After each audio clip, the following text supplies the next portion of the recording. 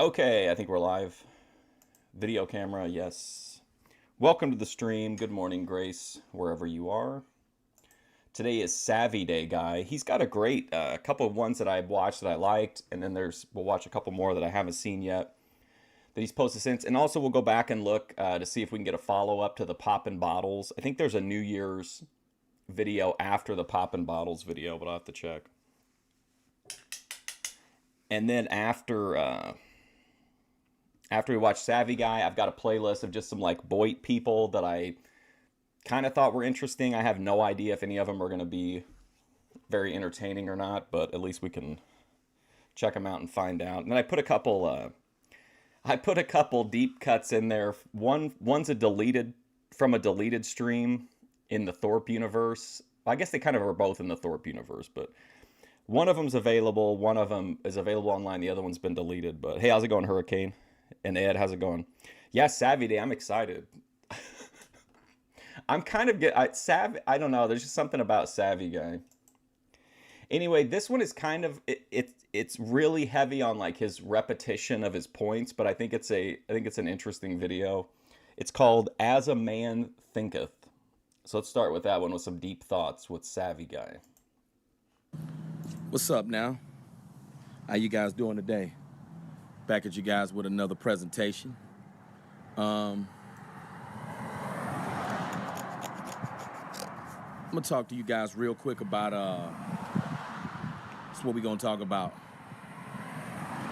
As a man think.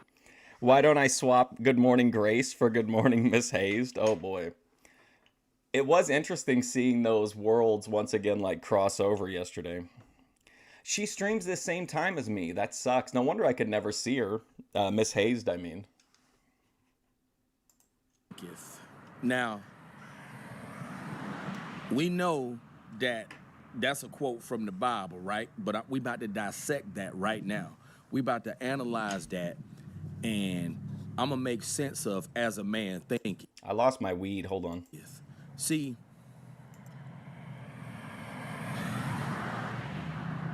you can only think based on what your life has produced.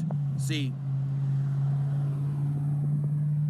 people who are, in a good place mentally in life, people who have confidence, people who feel good inside, people who, have peace, these are people who've had a lot of goodness in their life. So, as a man thinketh, you can only think based on your life. Meaning, your level, what you believe and what you think is based on your life. So, when the Bible said, the Bible says, as a man thinketh, so is he. Well, how you gonna think something other than what you've been through? It's just literally Hurricane. It's just Miss Hazed. Like that's the whole at for her YouTube. Because the way that people think and the mindset that people have, all that's cultivated based on their life experiences. So you can only think based on what your life has produced. So if you've had nothing but turmoil in your life, if you've had nothing but hell in your life, well, as a man thinketh, so is he. You can't think anything different from what you've been through in your life. The reason why certain people think highly of themselves and to why some people are in a good headspace, well, life been... I'm smoking some Cushion Cream. 22% THC. That's pretty believable. That's pretty... I can believe it's 22%. Good to them. Life been good to them. Hey, Cheeky. Now, if you watching this presentation right now, I'm pretty sure life hadn't been good to you. See, life hadn't been good to everyone. It hasn't. True. See, once you back away from the church, you start to analyze all of this stuff. I really like, excuse me, I really like Miss Hazed. I think she's got a good personality. Like, content is whatever, but I mean, you can always develop the content. You got to, you got to have that core, like, BOYT talent to build off of. And I think she definitely has that. She seemed like she wanted to switch, like she wanted to kind of switch genres a little bit when she was talking to Grace. From a common It was so funny too to see her like treating Grace like an A-list like celebrity. That was so funny. sense point of view, you cannot She was like, "Oh no, Grace, you're too cool to be in here." think anything other than what you've I know she's live in the exact same time slot as me. Unfortunately, I totally understand if you want to go watch the girl with her feet out. I completely. I'm no hard feelings. been through in your life. Hey Dan. If you've been through nothing but hell in your life, Oh, and by the way, Joe, I did not cancel my stream yesterday so that I could goon to Miss Hayes. Thank you. how you gonna have a positive mindset when you've been through nothing but hell? You know? When you've had nothing but bad life experiences, how you gonna think, you know, positive, you know, or have a positive outlook on life? You know, people who have a positive outlook on life, these are people who've had good life experiences. This is why they got a positive outlook. You know, this is why they got a positive mindset, because they've had a good life. See, you got to have a good life in order to have a positive mindset. But Joe, when they get together, how will the like I could see her and Ben getting along because they both like to just kind of relax, but how's that going to go for making like IRL content with Grace? I don't mind like Rodder content in the RV, but I think that's probably what it would be. If you have a bad life, do you really think your life gonna be positive? You ain't having no positive life, especially if things in your life have not been good. So my question is, my question to you guys is, you know, if you've had a bad life, you know, that's just gonna lead to, you know, that's gonna lead to you having a bad mindset. That's why I don't necessarily agree with the whole saying, It ends in disaster, but the arc will be tremendous. It'll be interesting. I don't know. It's hard to say. I know Grace wants to collaborate, but like I don't know. I mean, I'm along for the ride for whatever.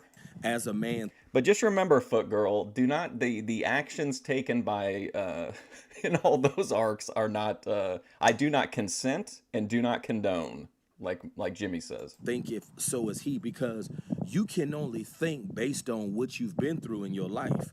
Like, you know, your outlook on the world, your perceptions on things, all of that's cultivated by the things that you've been through. So if you've had nothing but negative experiences, negative experiences, negative experiences, I mean, as a man thinketh, that's what you're gonna be. You gonna think based on what your life has given you. It's all about your experiences, you know, based on the I know, like it's a big part of Savvy Guy's like kind of his lore that he was a Christian and he got tired of the church and the way they were treating him and how the women were treating him and he left religion. But isn't this kind of like one of the core tenets of religion, which is where he's getting this from the Bible, this idea that, which he's disagreeing with, is that your mindset dictates. And I feel like that's something that comes up over and over again in religion, where they try to convince you that like, oh, what you have right now doesn't matter because you've got, and no shade, but like you've got an, if you have an abundance mindset, you're going to fill your coffers and everything like that. And don't worry about this life, like that your goal awaits in the next life. It's like a constant like kicking the can down the road to convince you that like your life, you know, however it's going, that you should be grateful for it because something good is like right around the corner as long as you're like a good and faithful servant. And Savvy Guy, he's not having that anymore. experiences that He wants his piece of the pie right now. life has presented you with, that's going to determine your level of thinking. That's going to determine your level of thinking. So, you know, a person who has a positive mindset, well, their life been positive. They've had good things happen for them in life. So, in turn, That's why they got a positive mindset. People who have a negative mindset, well, things haven't been good in their life. Things been bad for them. So you can only think based on what you've been through in your life. So if your life has been hell and nothing has really been good for you, well, as a man thinketh, that's what you're gonna be. You're gonna become whatever you go through in life. You're gonna become whatever you go through in life. Your experiences, the things you go through, the challenges that you have in life, all of that's going. I mean, this really is. I understand religious people have a different view on it, but he's basically just saying common sense, which is that you can think whatever you want to, but the material reality of life is what dictates what kind of life you have. And to say otherwise is kind of a lack of accountability, because you're saying, like, I'm not responsible for how my life turns out because I'm waiting on this prayer to be answered, or I'm waiting on this, manifestation to happen, whatever. And like, that's not reality. All of that's going to define who you become. We whatever you experience in life and whatever you go through, that's going to determine who you become. So if you have nothing but bad experiences in life, well, that's going to determine who you become. And I felt this would be a great topic to talk about because, you hear those, especially religious people, you will hear them say, as a man thinketh, so is he, But you can't think anything different from what life has given you. So if life has presented you with nothing but pain and misery, then that's the level of thinking you're going to be on. And isn't what he's saying kind of scientifically backed up in cases where, like,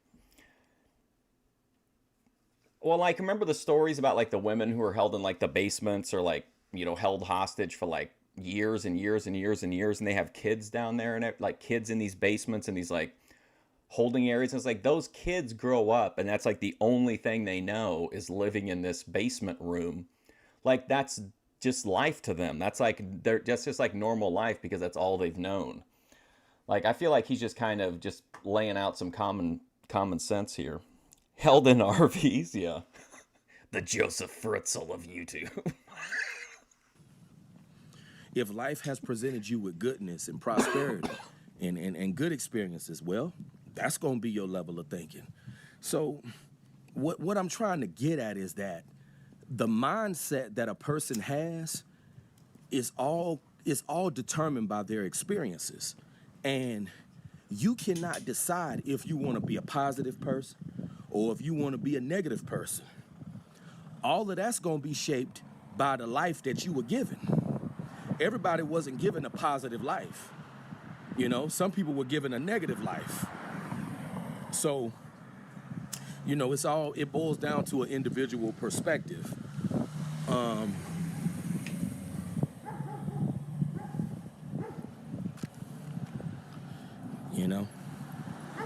I like it when he, like, looks, or when he gets, like, starts looking like somebody's sneaking up on him. How you doing? Yeah, it all boils down to an individual perspective. And this is why I don't get caught up in the whole idea, as a man thinketh. I believe there is a book called As a Man Thinketh. I do believe there's a book called that. But you can't think on any other level than what life has presented you with. So if life has presented you with bad experiences, you can't think on a high optimistic level. You just can't, But see, religion programs people to believe that. Here we go. Now we're getting into it. Even if they're experiencing a lot of Hey, Doug, how's it going? Oppression in life, that the high. It does seem like it. He kind of, it's happens in all of his videos. Higher power has a special plan for them. So a lot of people who are indoctrinated in Christianity and that religious stuff, they believe that they're going through all this pain and misery because the Creator has some reward waiting for them at the end of the tunnel. And that's not true. Like, if they really believe that, if religious people really believe what happens here is of minimal consequence and the real treasure is beyond, why do they try to make money? Why did like Christianity switch from like, the from like the like a biblical following to like this weird prosperity gospel where everything was about rounding up as much, hoarding as much wealth as you possibly can in this lifetime, when it doesn't do anything for you in the next lifetime? Leave the gold that's here for people like me and Savvy Man. You get your gold up in heaven, pal. But see, people who've been That's greedy, trying to take inheritances from two worlds. And we're already seeing Jimmy's having the same issue. People trying to steal his spiritual inheritance in heaven. So they're not only trying to take people's shit here, they're trying to take people's shit in the next life too. indoctrinated with that Christianity, they believe this. They believe that, the Creator has, this big reward for me at the end of the tunnel. That's why I'm experiencing all the pain and misery that I'm experiencing in my life. But I'm here to bust some people bubbles. There ain't no reward. Like, and I'm just speaking for myself. Like, I don't think any like less of people who are religious or anything like that. But like, we're watching a video that's, it's maybe not a traditional philosophical type video, but like there's some, I'm just like, running some talking point, just talking it through with Savvy Guy. Waiting on you. But see, you understand that once you break away from Christianity, once you're not a Christian anymore, you understand that the higher power, he ain't got no reward waiting on you. And you're not experiencing all the pain that you've experienced in your life because the Creator got a reward waiting on you. No. Ain't no reward waiting on you. You believe that Savvy Guy? Yes, he's talked about that before. Yeah, he's talked about being in Creflo Dollar's church, and also like it's a recurring theme over and over of like his frustrations with the church and the women at the church. No, I hate to be the barrier of bad news. The barrier of bad news. But there's no reward. And this is why I don't get caught up in the idea of as a man thinketh. What he just said, this idea that the more you suffer, the greater your reward is going to be, it sounds like shit a fucking manager at a job would say to you. Like, hey, I'm up here making a bunch more money than you, but listen, where you're at, just work hard. I know it sucks. Your life sucks. Your soul's being crushed out of you. But listen, suffer now so that you can have a better reward in heaven. Well, what's that? What's the pastor going to get in heaven? Does he get a reduced reward because he was collecting six figures every year and a nice car and a paid for home? Does he have to kind of like give up some rewards in heaven because he harvested them here? So is he. Well, how are you going to think any different from what life has given you? So if life has given you nothing but pain, misery, misfortune, how are you going to think on a... The reward was the friends. Literally, it kind of is, in my opinion. I think experience, that's all we really have are like our experiences, and then in my opinion, then that's it. Optimistic. So it's cheesy, but yeah. Level when life has presented you with nothing but hell? That's a valid question. Life has presented you with nothing but misfortune. Life has presented you with pain. Life has presented you with agony. Life has presented you with a lot of bad experiences. But you're supposed to have an optimistic mindset, right? That doesn't make any sense. That you see that stuff don't even make sense. As a man thinketh, so is he. Well, if you're experiencing a lot of mayhem in your life, right? Is this a prophecy? We know a lot of people that have a lot of mayhem in their life. And let's say you tell yourself, I'm a boss, but your life doesn't reflect the life of a boss. Now people gonna think he's an idiot after a while. He's right. He's absolutely right. People laugh at those people on social media that are like, that say shit like that when it's obviously not true. I mean, to me he's laying down the truth here. You can tell yourself every day, I'm just trying to dissect that whole philosophy as a man thinketh. You could tell yourself every day, I'm a boss. But your life and your experiences and the things that you've been through don't reflect the life of a boss. the experiences and the mistreatment and the misfortune that you've endured in your life reflect the life of a failure. So you have to look at things for what they are. And see, that's one of the most detrimental things about spiritual people. They don't look at things for what they are. You got to look at things for what it is. That's one thing my father always told me. And that's how you know the whole philosophy of as a man thinketh, so is he. That's a bunch of foolish talk.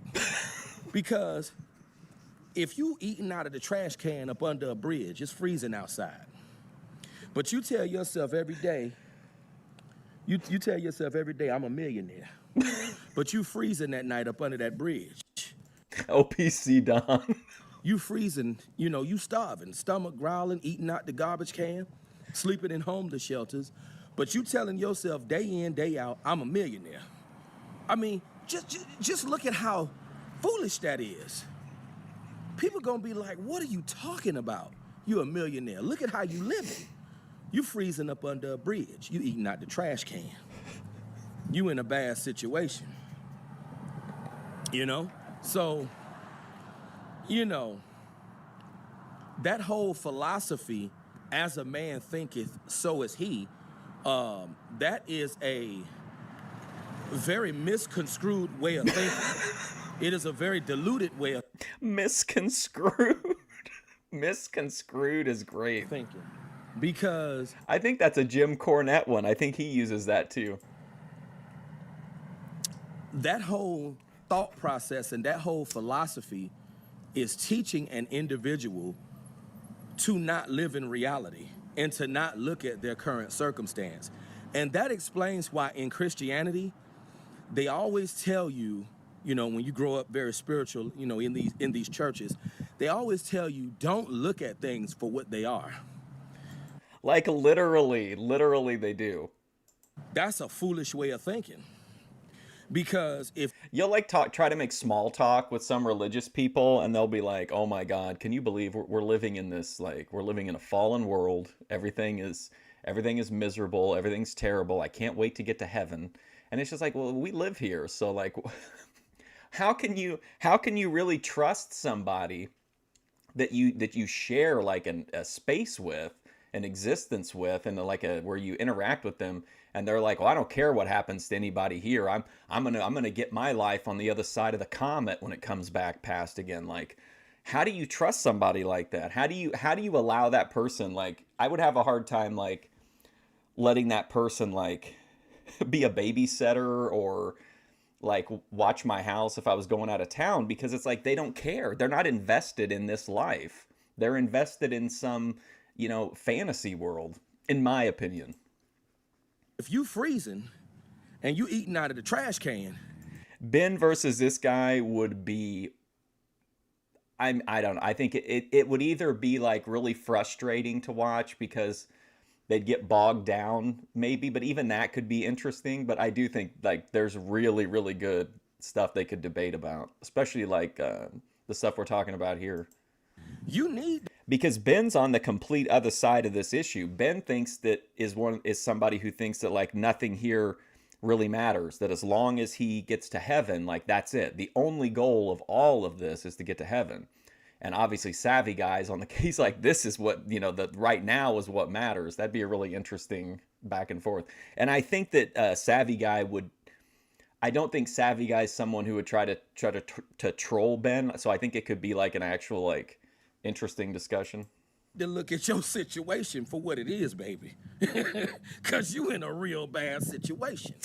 So that's why I say this whole philosophy as a man thinketh, so is he, that's foolishness.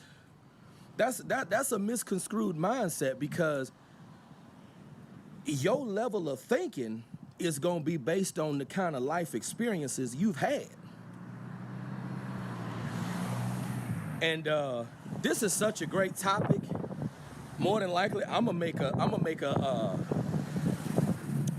make another part to this presentation, He knows he's on some gold here. because I felt this was a great topic right here. As a man thinketh. I told you guys this year. Well, I mean, entertainment-wise, of course, but like as a philosophy, that's not that's not how I view it. It's like that scene in Indiana Jones where the two guys are like headed toward the whatever that the like the boat thing. I don't know what they call it, but like they're gonna get crushed up in like whatever the boat thing is, and like he's like, you know, you got to let go of me or we're gonna die. And he's like, I know where I'm going. Do you? What the fuck are those boat things called? I'm too high to remember. Got some good things coming My brain's all misconstrued this morning. this year. I'm planning on doing some vlogs very soon. Doing my best to take this channel to a whole nother level this year in 2025. We doing it. Thanks for all the support. But I'm more than likely, I'm gonna make another part talking about this same topic, because this was a great topic here. As a man thinketh. Because how are you gonna think any different from what life has given you? So if life has given you nothing but lemons, how are you gonna think on a higher level? How? When you've had nothing but bad experiences in your... Indiana Jones and the boat things. I know it's like the thing like that. It like the what? I don't know what you call it. your life. You've been through nothing but hell. But you're supposed to think on a high level, right? You're supposed to have high expectations, right? When life has presented you with nothing but hell. If I go to Jeremy's live radio forum and scroll back like a minute, I got it. What? On Jeremy's channel? He used to come in like before my stream started and call me an F slur. You know, that's why I say, one thing I noticed that they always tell guys, people especially in church, they always tell guys, don't look at your current circumstance. They always tell you that in church. You notice that? How they tell you that? Don't look at your current circumstance. Don't. And then you'll tell the people at church, you'd be like, hey, listen, I'm really tight on rent this month. I don't know if I can give my normal amount. And they're like, oh, well, when you don't have any money, that's when you really need to dig deep and give, because then that shows God that you want a return on that investment. Oh, I'm sorry, is God a fucking ATM, like a transactional ATM? Like, come on. Look at what's currently going on. You better look at what's currently going on. But that's all I'm gonna say about Gooder things coming. Well, for some of us, for me and Savvy Guy, we got nothing. this topic right now. I mean, as a man thinking, His head is on a I always think that's entertaining. so is he. I don't agree with that philosophy, because you can't think any different from what life has given you. You know? That's why I never got caught up in that philosophy. Oh, as a man thinketh, so is he. How you gonna think any different from what life has given you? Life has given you nothing but hell. Life has given you nothing but middle fingers. Life has... There's another video he made, and I listened to about half of it, but it absolutely is exactly what I was thinking when I watched this video. I was thinking, like, if you tried to have this discussion with a religious person, like they wouldn't respect your argument. They I think most of them anyway. But like it feels like this is really heavily based in like the realities of life, and yet a lot of people wouldn't have this discussion with you. But the next video we're gonna watch is called like when people refute you on logical things or something like that. It's giving you nothing but KOs. But you're supposed to think different, right? You're supposed to have high expectations, right? When you've been constantly given the middle finger by life, I mean, it just doesn't make any sense. You know, as a man thinketh, so is he. Like, I just don't get it. But you guys leave your comments. Let me know what you think about as a man thinketh, so is he. Because you can't think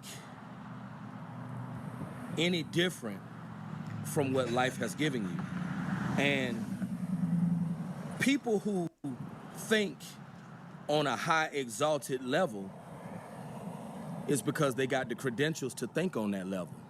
Life been good to them. But if you watching this presentation right now, I'm pretty sure life hadn't been too good to you. But Wow. that's all I'm gonna say about this topic right now. I just think people just need to think about certain things when they say them, because people say a lot of things, but they don't really think in depth about stuff, you know? People sometimes just say stuff You got to think in depth. because it sounds good or because they heard somebody say it, you know? You got to really think about stuff. Like that does have the sound of something that like you would post on Facebook, like as a man thinketh, like, but that's, you know, like I get why people would say it. It has a good sound to it.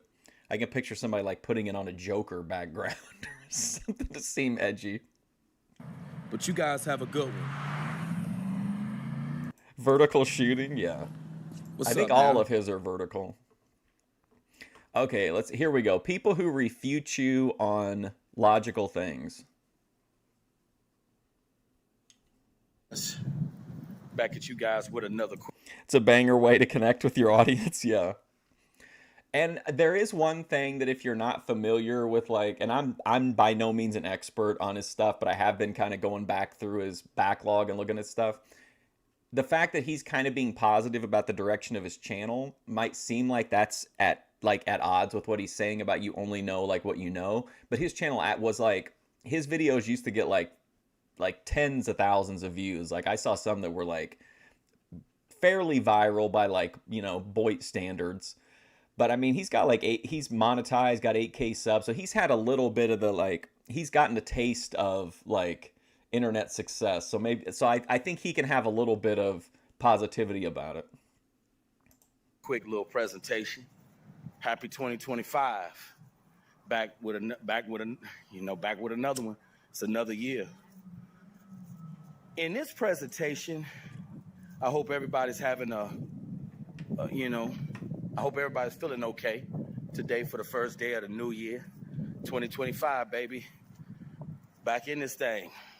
Look how fast it went by. Just look how fast it went by. Isn't that crazy how fast it went by? Just look at how fast it went by. Just look at how fast the time went by. In this presentation, I'm gonna talk to you guys about I'm gonna talk to you guys real quick about we're gonna talk about some real in-depth things. I want to talk to you guys about people who try to refute you on logical things. I feel this will be a good topic to talk about. 2025, got more reviews coming, like I stated. You know, do some. My goal is to switch up the flow to. He's one of the last of the incel black pill streamers who weren't shut down. Yeah, it seems like there's a like you kind of have to hop around sometimes to find some of the content, but like he's really, I don't know how old they are, but like he's really he looks super young in some of the videos. But I mean, it's basically the same type of stuff. I went to a live he had the other day, and it was, you know, he didn't cam up or anything, but it was basically just like, it was honestly like people were talking to Tony Robbins, you know, like the self-help guy. Like they were just like, he was just like basically just hanging out. Like there was no content per se. It was just like literally just like a sit down with your viewers and like, you know, hash it out for a while. And that was pretty, well, for like over 3 hours, but I thought that was pretty neat. You know, make the content more interesting, make things more intriguing, especially this year in 2025. But You know, if you didn't call into the last live stream, make sure you call into this one. This is coming up this weekend. Make sure you tune in. I want to tell you guys that this is what I want to tell you guys. For the life of me, I cannot understand why people try to refute you and debate you on things that they know is true. They try, you got people that will try to attack you and they'll try to debate you on things that they know is true. Like, how you gonna debate someone on something that you know is true? You know it's true, but you want to debate them on it. Like, I never understood people like that. Like, how you gonna debate me on something that you know? This is the channel here that like he did the live on. Because this is the only one I saw some other ones, but I didn't know which ones were like official or not. It's true. You know what I'm saying. That account still up too, right? Or maybe again, it's probably just like Oreo Man archives or whatever. But there's quite a bit of Oreo Man stuff still around. And it's true. You know what I'm saying is the gospel. Like, you got some people that'll try to. It's like, I don't understand what they're trying to do. It's like I don't know. I don't know if they think you're stupid or I don't know what their agenda is, but you got people that'll try to debate you on things that they know is true. Like my mother tries to debate me on things that she know is true.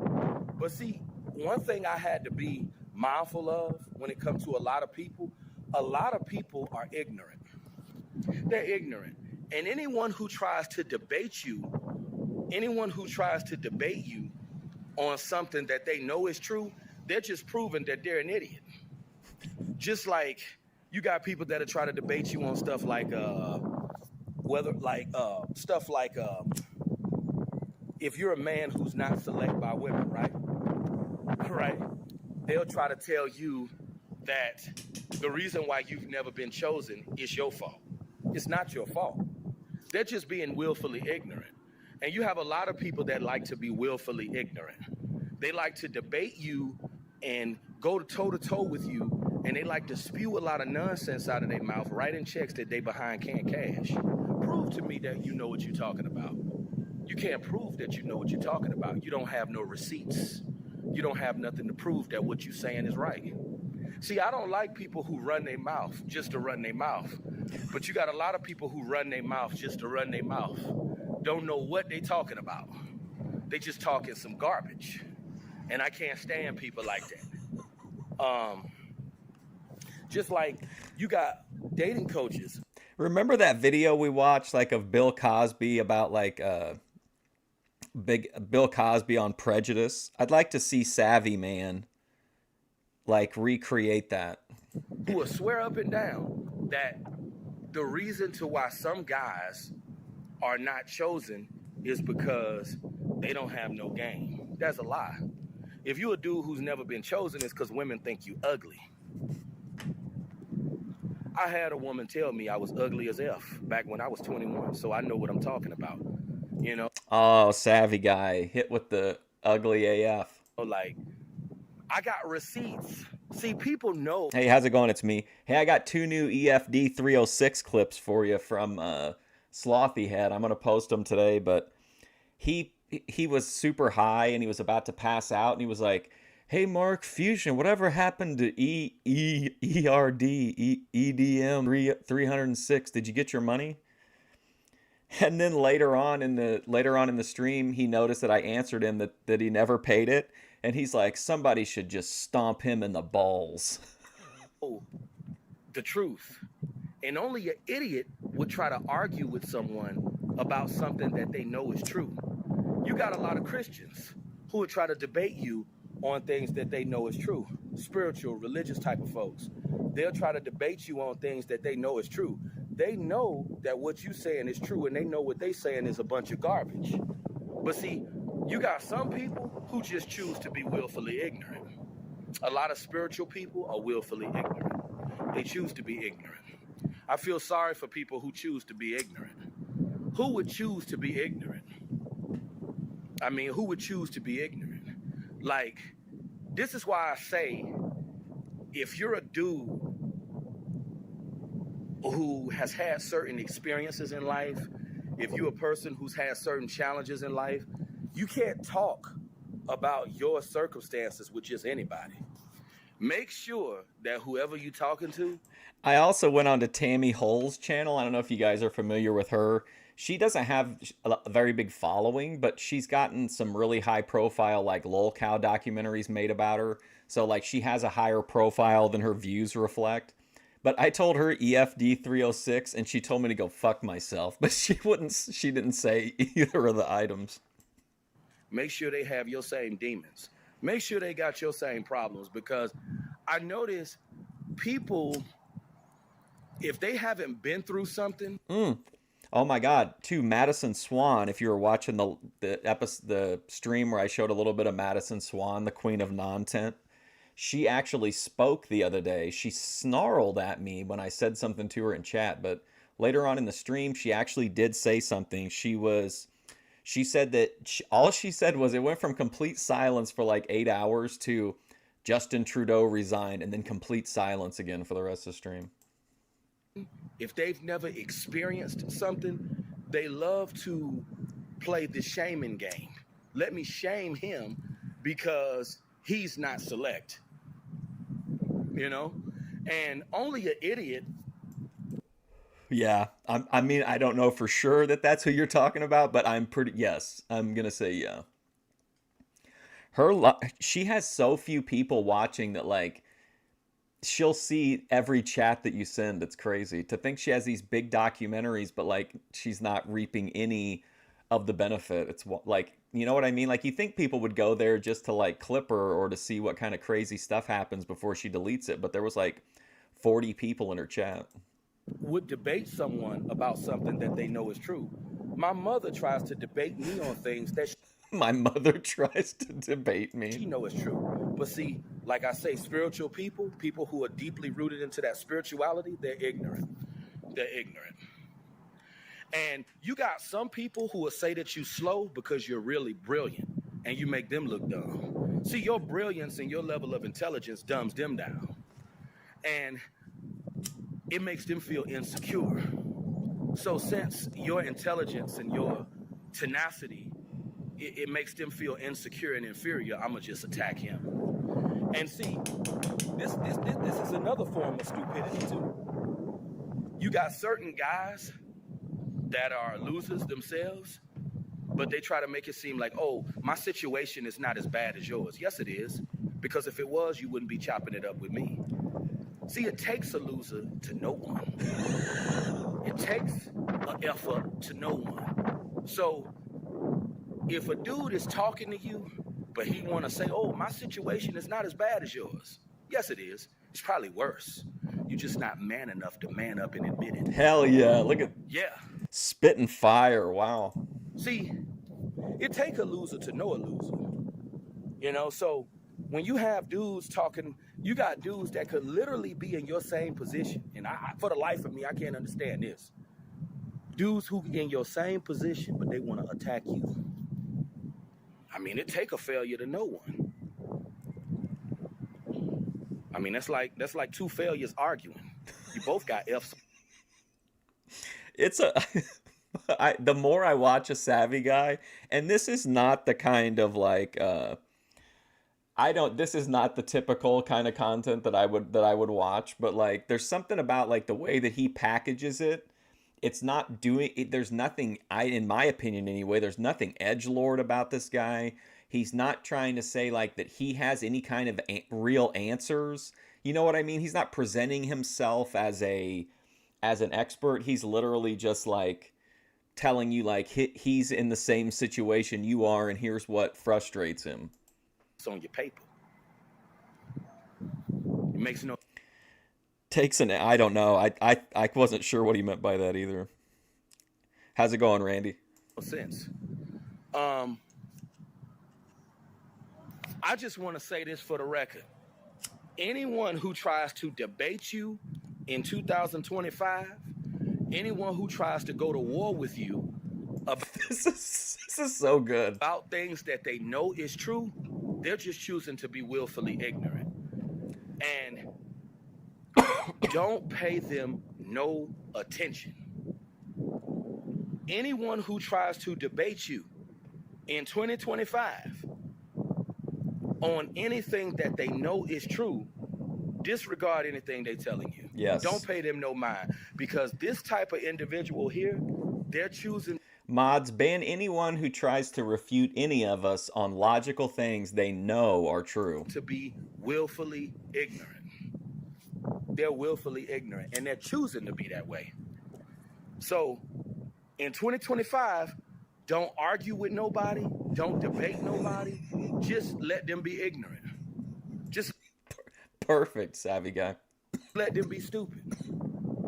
I don't waste my time arguing with people no more. People who want to live in a state of denial, people who try to deny what you're saying, trying to make you look stupid, trying to make it seem like you don't know what you're saying, they just choosing to be an idiot. So, don't. Yeah, completely. But like, I agree with you. That's what I was saying in the earlier video. It is just, it's common sense stuff, but it's just like it's packaged in a way that, for me anyway, is kind of like entertaining and engaging to watch. Go on and be an idiot. Go on and be stupid by yourself. I have no time for Hey, Stephen David. stupidity. I have no time for idiocracy. So if you want to be ignorant, if you want to be stupid, be that way on your own time. That's the Be stupid on your own time. attitude that I got in 2025. And this is the attitude that you guys need to develop as well. Don't waste your time debating a fool on things that you know is right. Especially if you know what you say and makes sense. Only a fool would try to refute the truth. And on that note, I'm going to go ahead and sign out. I plan on drinking some champagne in the live stream. And you guys have a good one. Happy New Year. Happy 2025. Talk to you soon. I mean, great video. I thought that was one of his best. Okay, there's one about here. This one was really good too. This one was from a week ago.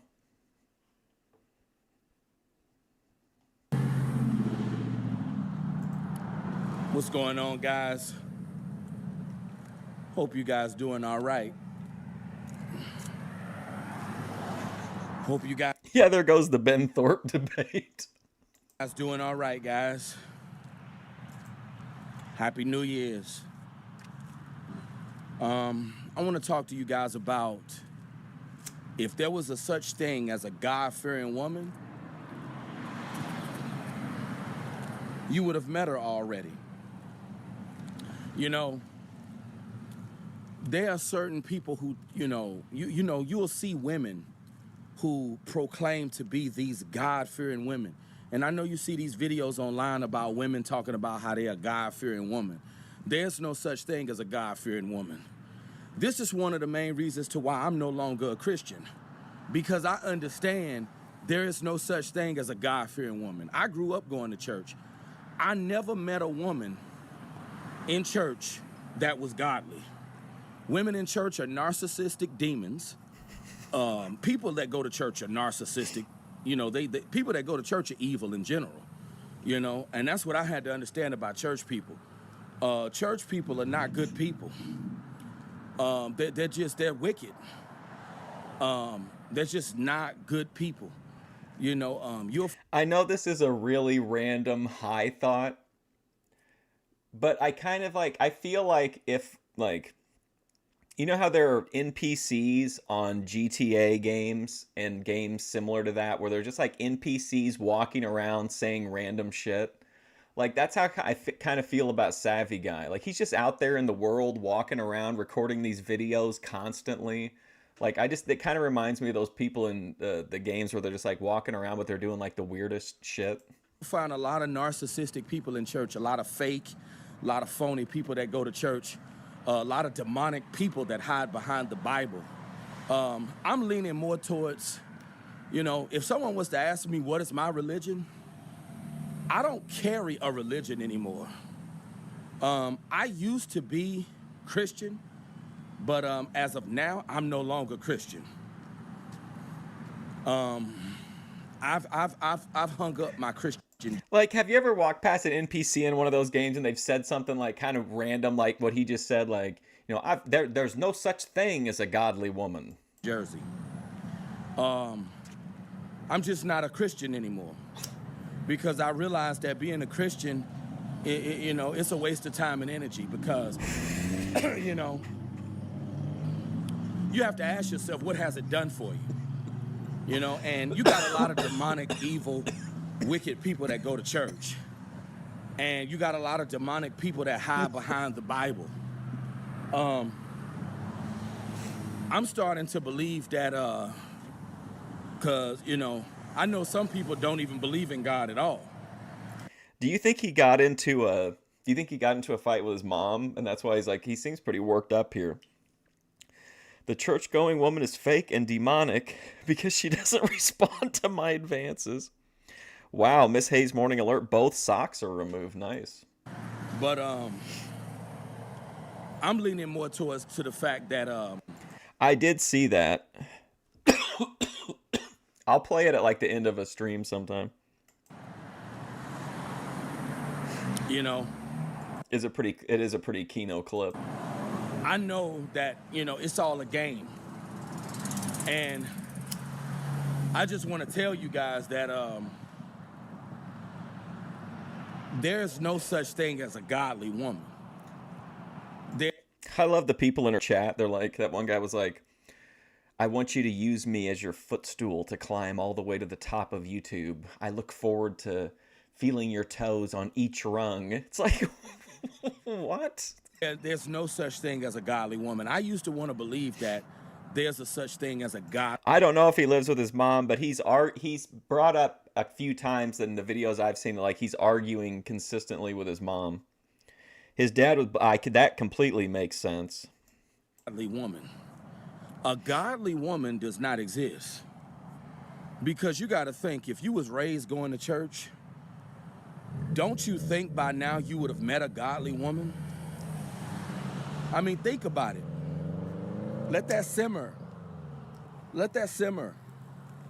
If you was raised going to church, don't you think by now you would have met a godly woman? I never met a godly woman in my life. And I grew up going to church. Never met a woman that wanted to build with me. Never met a woman that wanted to be my wife. Never did.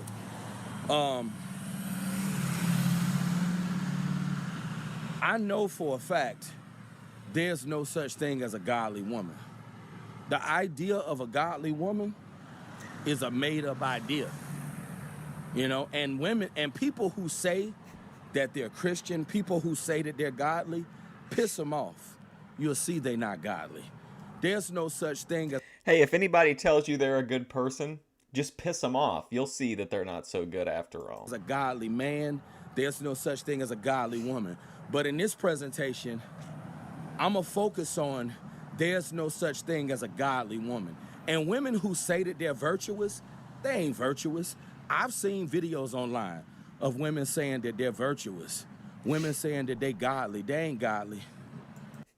Like yesterday when Grace raided over into Foot Girl's channel, and it was like 3/4 of the chat was like Grace's people either being nice or really mean to the Foot Girl, and then the other people were like her actual foot simps.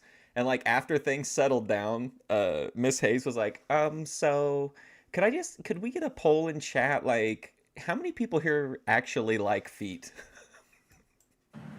They of Satan. They of the devil. And they are not godly women. I know I feel like there's a high probability that there are like more people out there like this. And I'm just wondering like what it would be kind of surreal to walk past somebody who was giving like this long monologue in public. I know because I grew up going to Creflo Dollar Church. There we go. So that's where I heard Creflo at, was in this video. No, there are no such thing as godly women. because I grew up going to church and I never met a godly woman that wanted to be my wife. So I know. And then Joe Shabatoni told the Miss Hayes that I was like a super into feet and a degen. That there's no such thing as a godly woman. Crossing this street, there's no. I rewatched the segment where Grace and Lalo reacted to Foot Girl, and I think it's funny that it was either Grace or Lalo or someone in the chat said that they thought that Miss Hayes was wearing a fake camel toe because like her crotch looked too perfect. I thought that was such a weird comment to make. Such thing as a godly woman. That is a made-up idea. That is a made-up philosophy. It is a lie. There's no such thing as a godly woman. You know? And you got to ask yourself, if you was raised Christian and raised in the church, if there was a such thing as a godly There's an alien church in your area? woman, how come you never met one? How come you never met a godly woman? I actually, it was hard connecting with Foot Girl because our time slots overlap most of the time, but I did go in and try to chat with her and kind of see if she was even like kind of open to like coming into the Thorpiverse or whatever, and she seemed pretty open to it. And then she was kind of like, I didn't clip her or anything because I felt kind of weird about it because of the nature of the I didn't want to just post a foot fetish clip on Thorpe Alert. So, but then she's like, you know what? I wouldn't mind if like she reacted to what I was saying here, and I was like, okay, that's pretty like that's pretty much a green light. So then I clipped that part about Grace, and luckily then Grace saw it and played it, and the rest is history. But I'm glad to have played a small role in elevating Foot Girl. Ask yourself that. Why you never met a woman that was godly? Because a godly woman don't exist. That's why I made a vow to myself years ago, I'm not gonna be a Christian no more. Someone asked me, what is your religion? I'm just non-religious. I don't go to church. I'm not a Christian. I gave it up. There comes a point in life where you just gotta give up. You gotta throw in the towel, give up and quit and say the hell with it. And that's what I did when it came to Christianity. You know, it is what it is. See, I think I'm just too... You got to know with religion when to throw in the towel and just say to hell with it. Cutthroat, and I'm too raw for most people. See, most people would say the kind of attitude I got is negative. I'm just too official. I'm too real. And a lot of people can't handle this realness. And there are some women out there who, quote unquote, say that they godly women. They would be offended by this presentation because they know I'm right. There's no such thing as a godly woman. And if there was a godly woman, you got to ask yourself, how come you ain't met one? Yep. Especially if you was raised Christian. You was raised in the church. How come you didn't meet no woman in church that wanted to be your wife, that wanted to build a future with you? How come you didn't meet a godly woman in the church if there's a such thing as a godly woman? Because people in church are not of God. Even if we couldn't get a debate or whatever, or get Savvy Guy on panel, they're doing basically commentary content now on Thorpe TV. Why don't they have Ben react to this whenever Grace wants to take like a smoke break or something? I'd at least like, I mean, I think it'd be interesting to hear Ben's perspective on, you know, one of these videos. People in church are shallow. People in church are wicked. That's what I had to understand. The people in church are not of God themselves. It's just a title and a facade that they like to put on. These women... Trying to fit the word requirement on your assignment. Yes, Savvy Guy's definitely an A-tier yapper. That's saying that they godly women, they're not godly women. They the same women that's clapping they behind in body tap. These same women that are at church are clapping they behinds. They the same women that's clapping they behind in strokers in Magic City. There is no God-fearing woman. In strokers? What's strokers? You know? There's no God-fearing woman. My mom was talking to me about a godly woman. A godly woman don't exist. Because in 35... There you go. I was wondering what happened if he had a fight with his mom, and it sounds like he did. Years, I never met a godly woman that wanted to do anything for me, that wanted to cook me a meal, that wanted to give me some booty. And see, when it come to women, I just want to tell you what the the rant Savvy's about to go on, whether you agree with him or not, is unbelievable. And I think he's only speaking for himself personally, but this is such a wild Kino rant that's about to unfold when it comes to women. all I care about is sex anyway. I don't care if a woman is a demon, long as she look good, got a fat drum back there. That's all I care about anyway. You know, I don't care about the mind. So you got some men, they don't care about the physical. All I care about is diving in some guts when it comes to a woman. I don't care about nothing else. All I care about is blasting off, busting nuts. You know, that's all I really care about, and just being honest. You know, I don't care about the mind of a woman.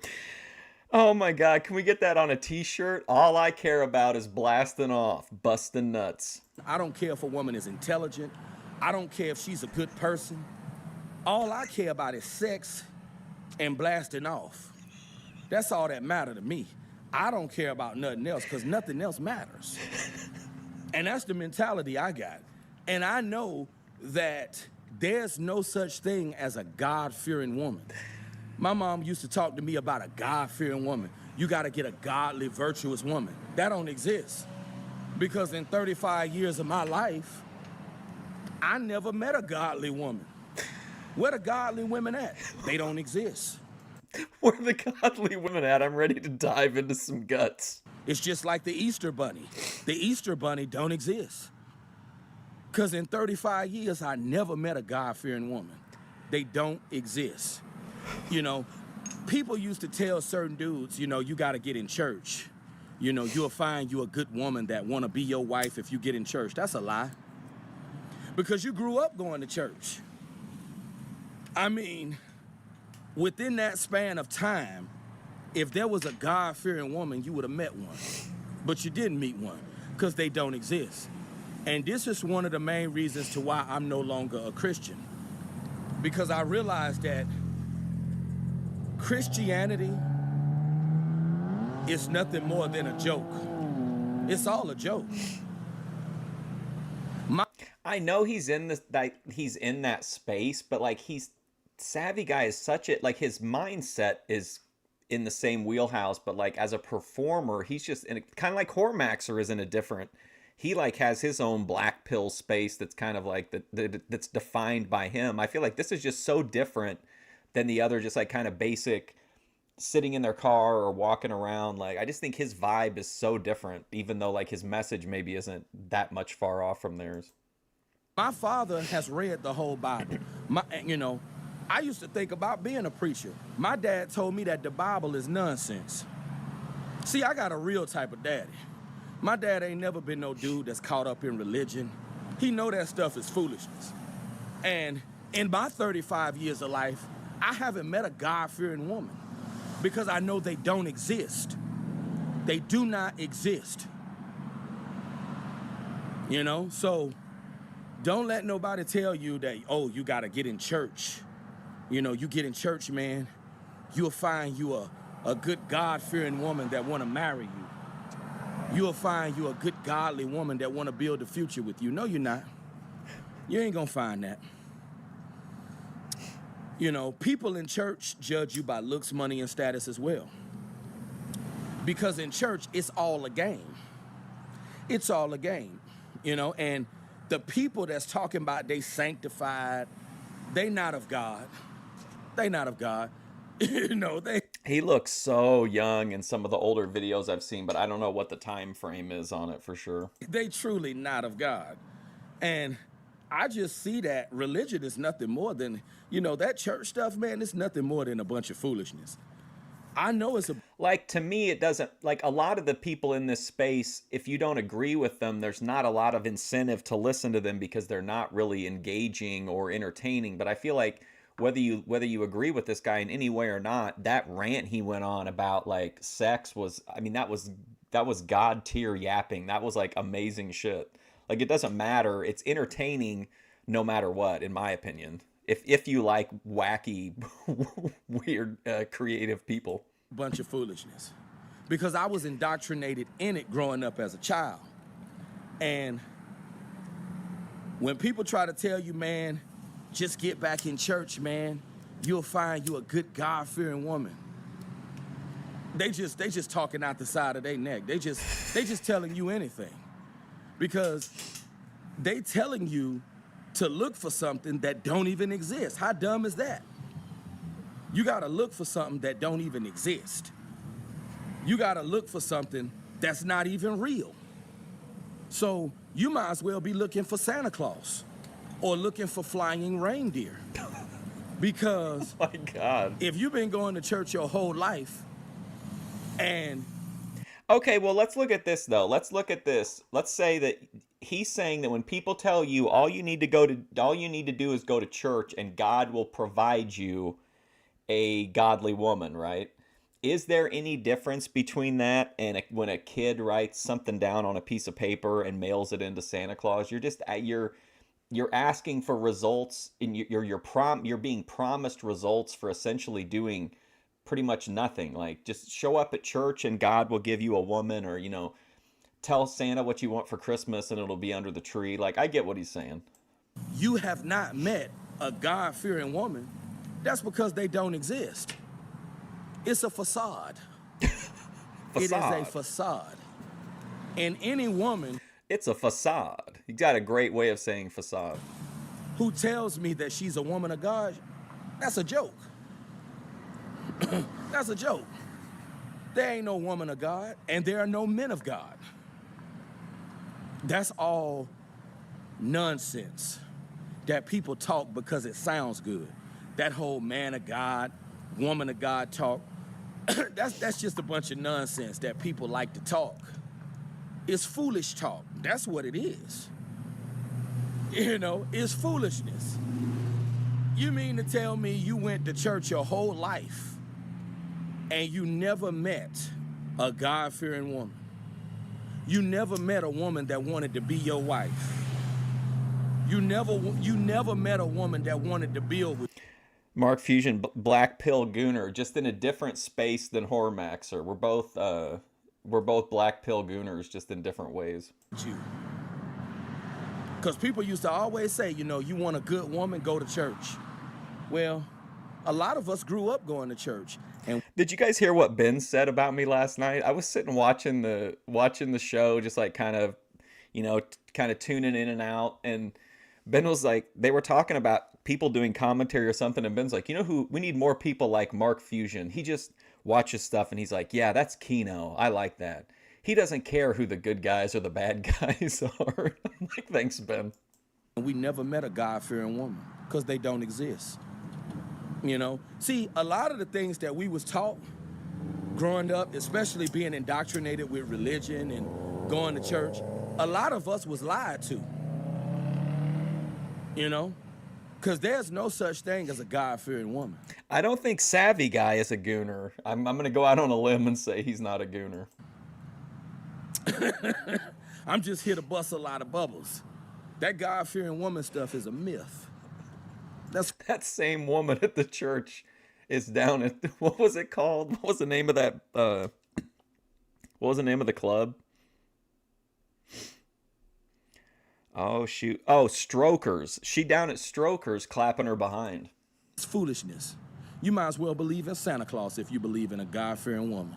But you guys let me know what you think about this presentation.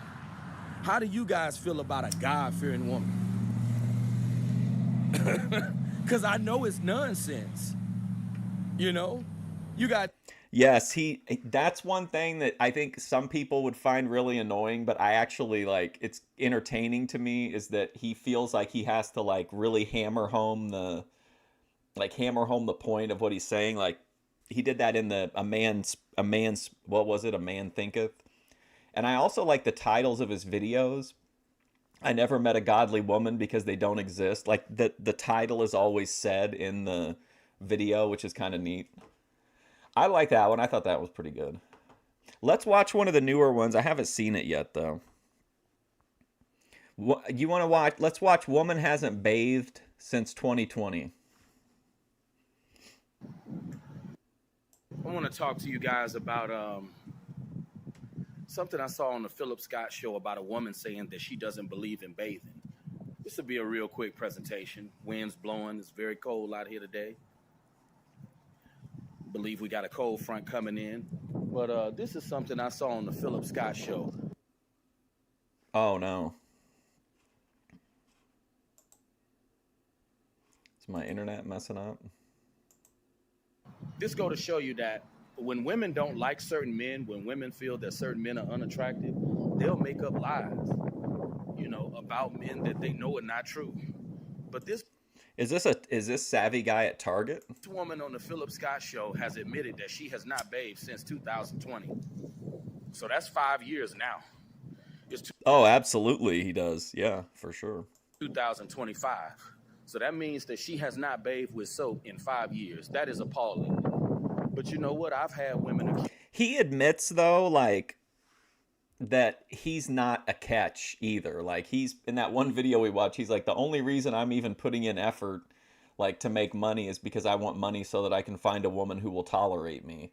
So it's not like he sees himself as, I think that's why it's the tone is maybe different to me, is because he's not presenting himself as, as anything, other than probably what he is, which I think is different than some of the other people who kind of talk down to the people who watch their show, or like, you know what I mean? There's like a separation between them and their viewers, and I don't that doesn't feel like that's the case with Savvy Guy. Accuse me of not bathing with soap. But that all right, Hurricane Paro. Just go to show you the lies that women like to pull out of their behind when they don't like you. When people don't like you, they'll make up anything about you. They'll just pull some stuff out of their behind because they really a coward, and they not man or woman enough to tell you, you know what, I just don't like you as a person. I just feel some kind of way about it. I mean, he pretty much straight up said it in the other video that, like, a loser knows a loser. So if somebody comes to him and tries to, like, that he can, like, it's not that he's saying his life is so good. He's just saying he doesn't like that other people are, like, lying about their own life and then trying to give him, like, advice on how to live. But that just go to show you the cowardly nature. But yes, failed preacher, definitely. Yeah, I could see that.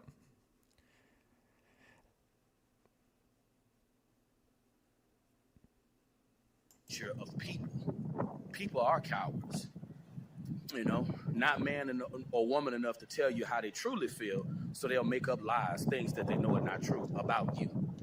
But this woman on the Philip Scott show, she admitted that she hadn't bathed since 2020. Now that's nasty, especially for women. My grandparents instilled in me, I wish I could, well, I mean, I guess I could just join a live and ask him, but, like, I wish I could walk back, like, with Savvy Guy 10 minutes before this video. He was probably shopping at Target, and, like, as he's walking in the parking lot, he's like, I gotta make a video about that lady that hasn't bathed in 5 years. Hygiene regimen growing up. My grandparents instilled in me that, cleanliness is next to godliness. Now, if you raised in the African American community, if you're a black person, you were raised like that. Cleanliness is next to godliness. So for people who think that it's okay to not bathe, for people who think I gotta go switch strains, I'll be right back. That, it's okay to just walk around being nasty, those people are out of their mind. I always believe in wearing nice cologne. But you know what? This is the kicker, though.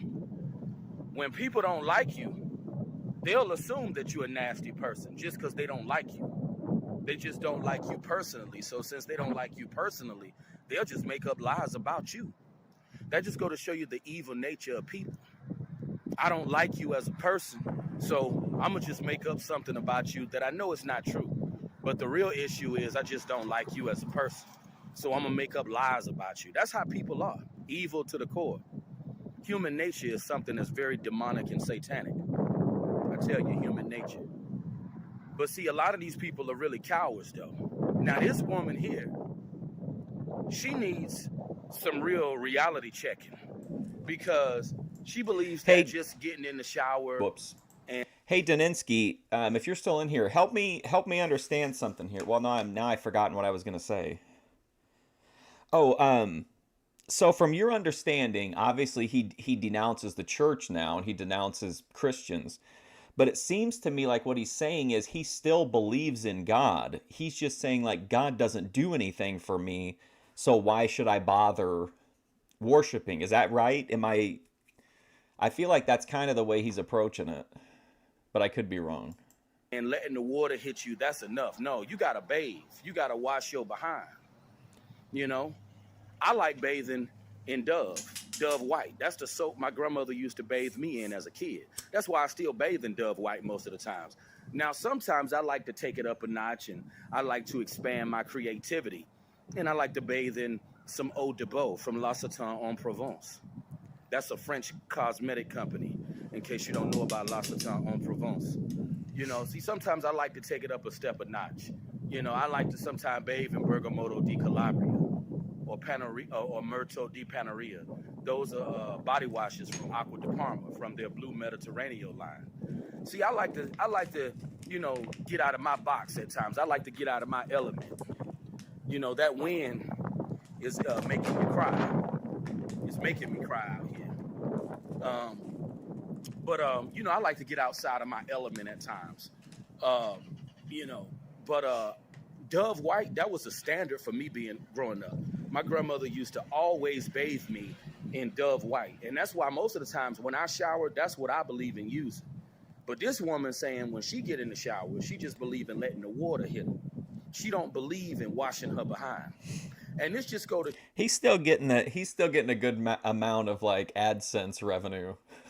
show you that He can splash out on some fancy soaps. a lot of these women that we put on the pedestal and think are goddesses and angels, a lot of these women, they ain't what you really think they are. Their hygiene, their cleanliness is not where it need to be. I was appalled when I Listen, fellas, you think you want to meet Grace Thorpe, but her hygiene is terrible. She wore the same dress for 2 weeks in a row. saw this She don't shower. She jump in a lake. presentation. You can check this video out on the Philip Scott Show. You can check it out on his channel. I saw this presentation today. And I believe this aired like maybe 2 years ago, but I felt this would be a good presentation to talk about because women make up lies about dudes that they don't like. Can you imagine if this was like if Dove White sponsored this Savvy Guy video about some woman that didn't wash her ass for 5 years? Like, people will make up lies about certain people that they don't like and say they got bad hygiene, but they just saying that because they don't like them. You know, when people don't like you, they'll say I shouldn't say 2 weeks, but probably like a week. I know the leggings were a week because she said she had worn them for so many days without panties at the end. anything. They'll say you're dumb, slow, whatever. But really, they just hate.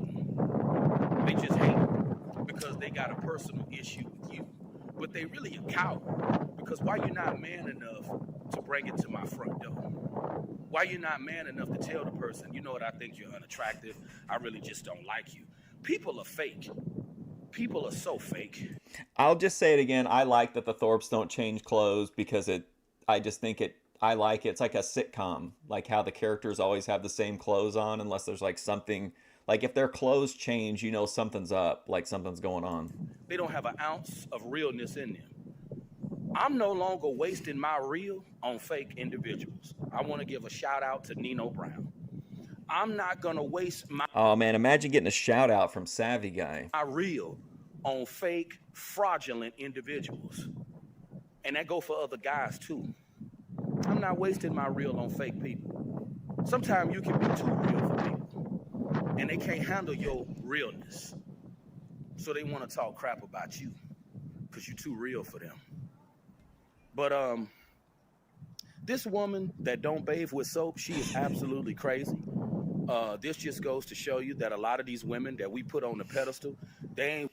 Yeah, that was like the big selling point of the leggings was that she had worn them for a week, and like the last, I think, 2 or 3 days, she said she didn't have any underwear on. What you really think they are.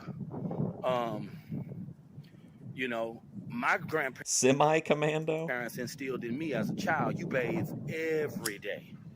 That's why I believe in showering every day. You know, you got to shower every day. Seeing Grace in Tina's house in that one video, Grace did kind of have like a, remember that what was that Rob Zombie movie called? The Devil's Rejects. She had kind of a Devil's Rejects vibe being in that like rundown fucking trailer, and with her like, I think she had her hair in pigtails, and she had on that kind of like that white dress that's like not really white. You know, taking a shower is therapy. It's therapeutic. You know, it's therapeutic. Everybody should shower every day. People who don't shower every day, people who don't believe in using soap, I don't know what's wrong with them. The devil done got into them. Satan done got into them. That's all I'm going to say. People that don't believe in bathing, people that don't believe in exercise and good hygiene, I feel Satan has gotten into them. Because my grandparents always told me, cleanliness is next to godliness. But this just go to show you how fake women are too. And it's just go to show you how women will make up lies about men that they don't like. You got women that'll literally say you have bad hygiene because they think you ugly and you're not the man they want to open them cheeks for.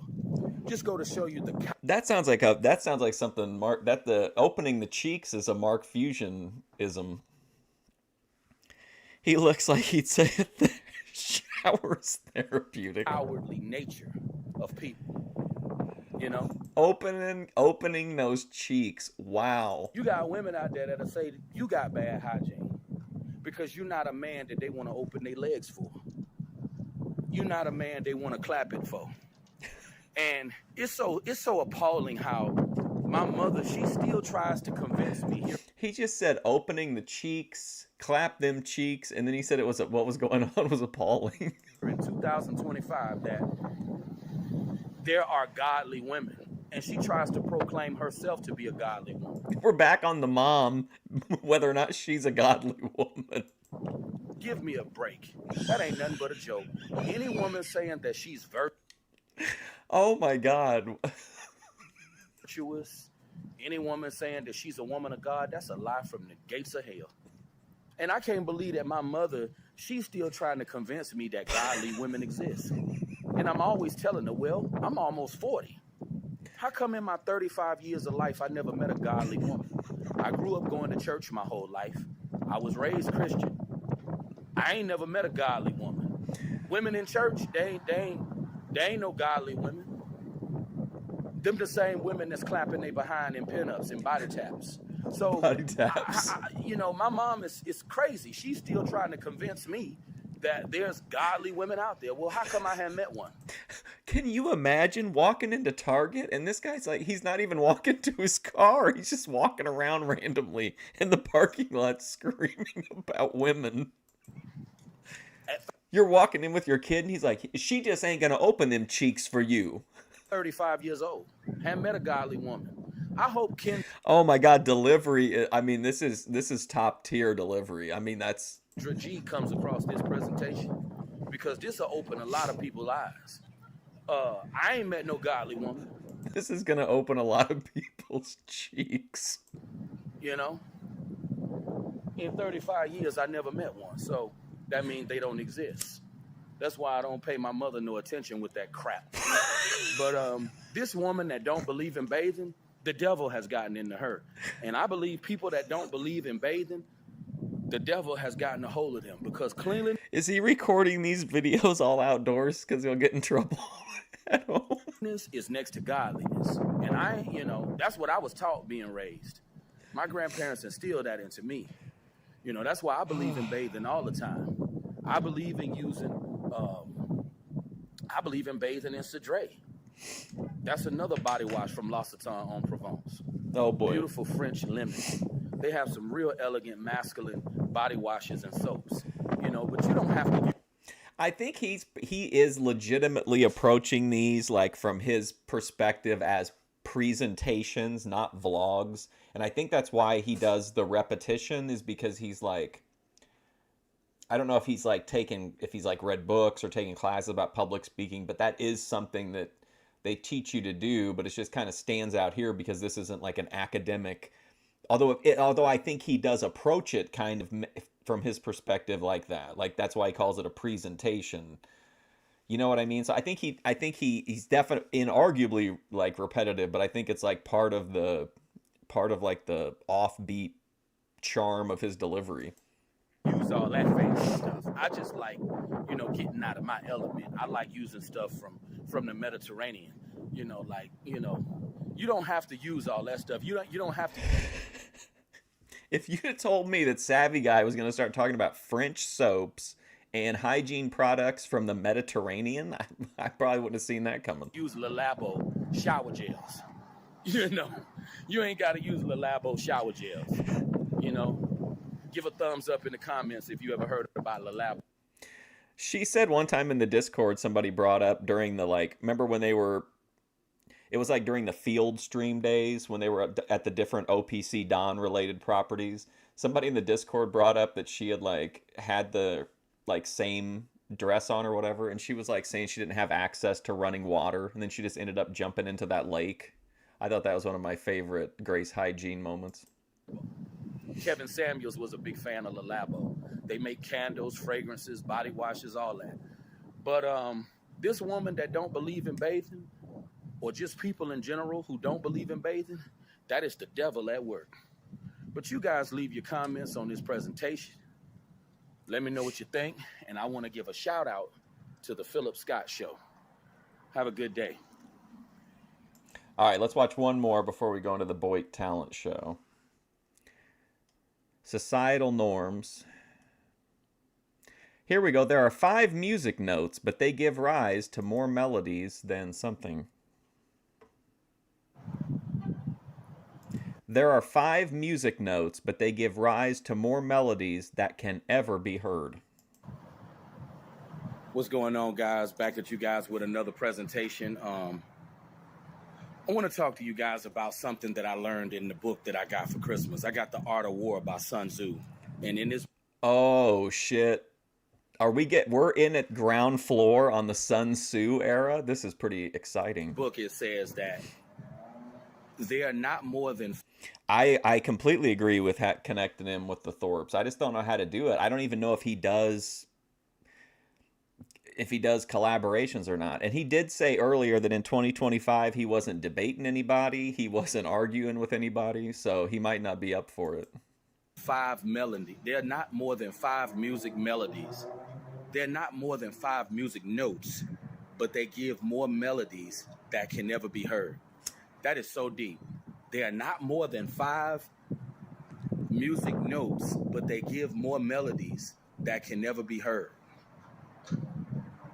Now, you wash your ass once a week. I'm gonna give you guys... Wow, what a Puritan, Hormaxer. My interpretation of that.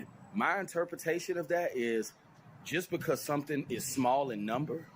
I guess, though, in that kind of a situation, Joe, you would want to probably keep the cheeks as closed as possible under the circumstances.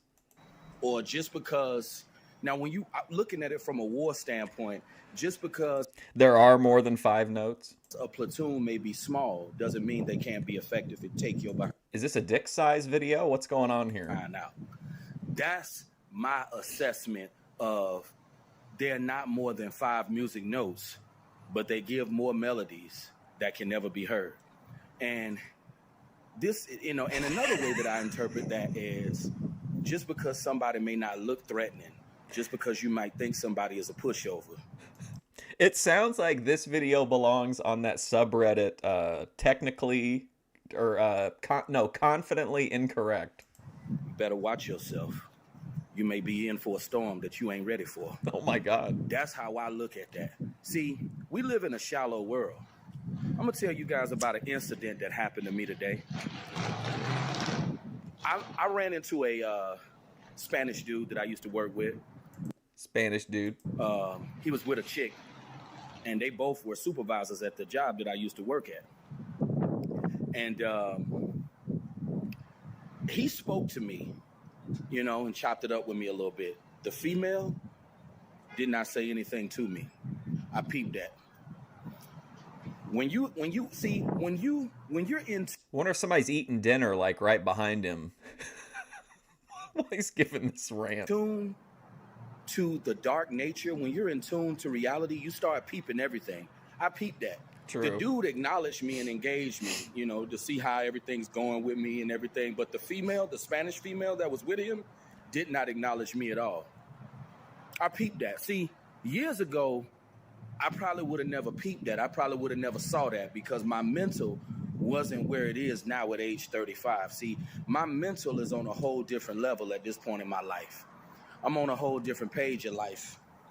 And once you're in tune to the real nature of this world, and once you're in tune to the real nature of people, you don't miss a beat. You start seeing everything.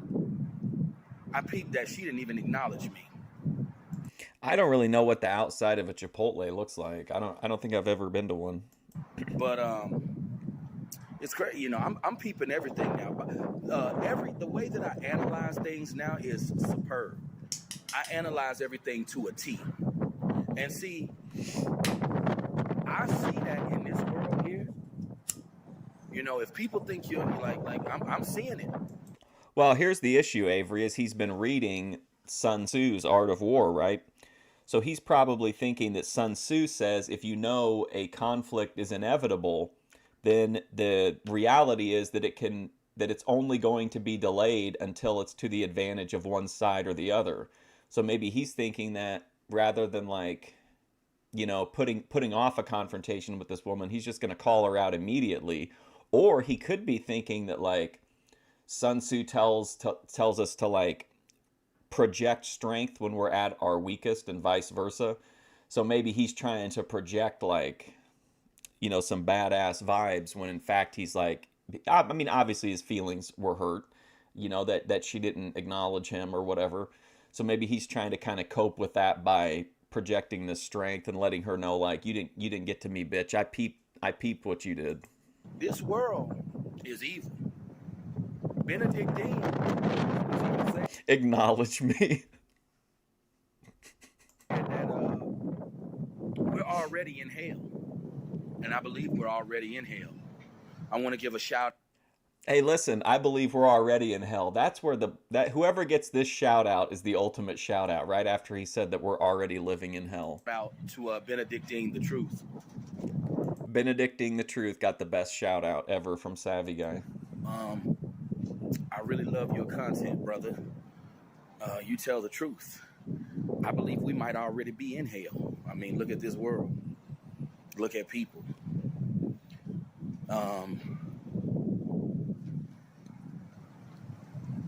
And one thing I had to also pay close attention to is that the world, people, when they become...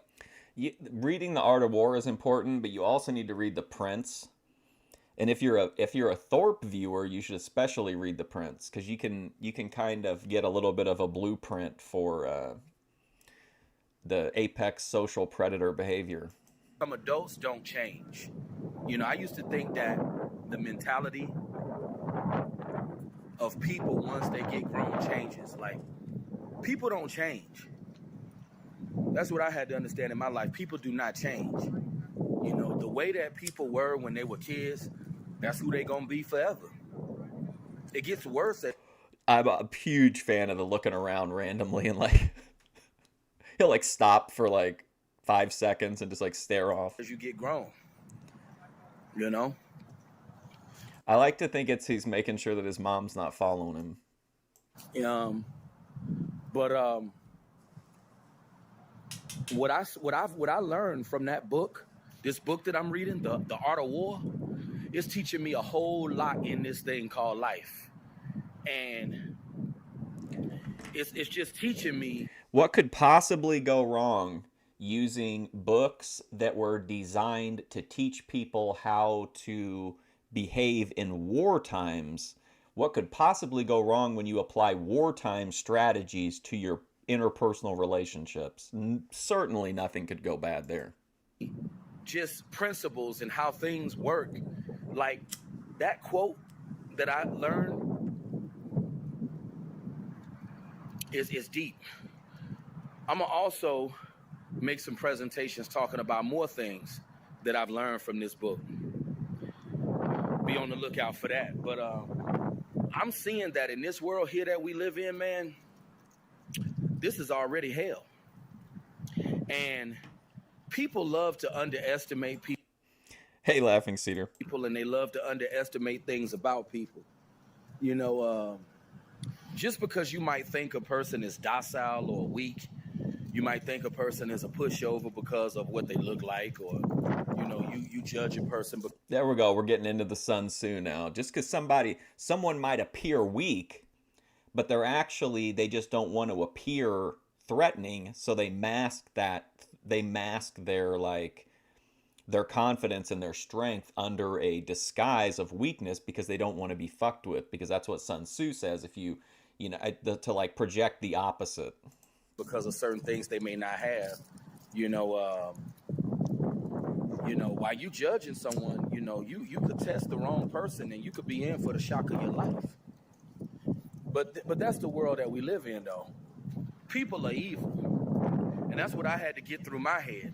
True. People are just evil, and a lot of people who portray themselves to be good, they really evil as well. True. This world is one big matrix. True. And Aphrodite would be a good guy, would be a good person to have a conversation with this guy. I want you guys to tell me, what do you feel about there are no more than 5 music notes, but they give rise to more melodies that can never be heard? Because I gave you guys my interpretation of that. See, my father put me on this book, The Art of War. See, my dad was always telling me a lot of real stuff from a young age. If you really want to look up stuff that's a little bit more helpful in life, and it's by no means like it's going to give you any kind of blueprint for success, but like Sun Tzu, The Art of War, Machiavelli, The Prince, those aren't really applicable in your personal life unless you don't mind burning down anyone who opposes you. But like if you really want to learn about like how to like influence social dynamics and stuff, you should learn about something called non-cooperational gameplay theory. It's how people strategies you would want to use like to win Survivor, things where you have to kind of get ahead of people, but you recognize that like you can't burn all these people on the way up. And so you have to kind of foster an environment where you can succeed beyond where they are, but they're not mad at you for doing that. See, that's something that a lot of dudes didn't have. They didn't have no guidance. They didn't have Until you don't need them anymore. nobody to tell them nothing. See, once you've gained notoriety for something, you got to run it to the touchdown. I want to keep this thing going. I would love to have my own talk show, Life of Hell Incorporated. A lot of his old videos that I saw involve that, like Life is Hell, Living a Hell Life.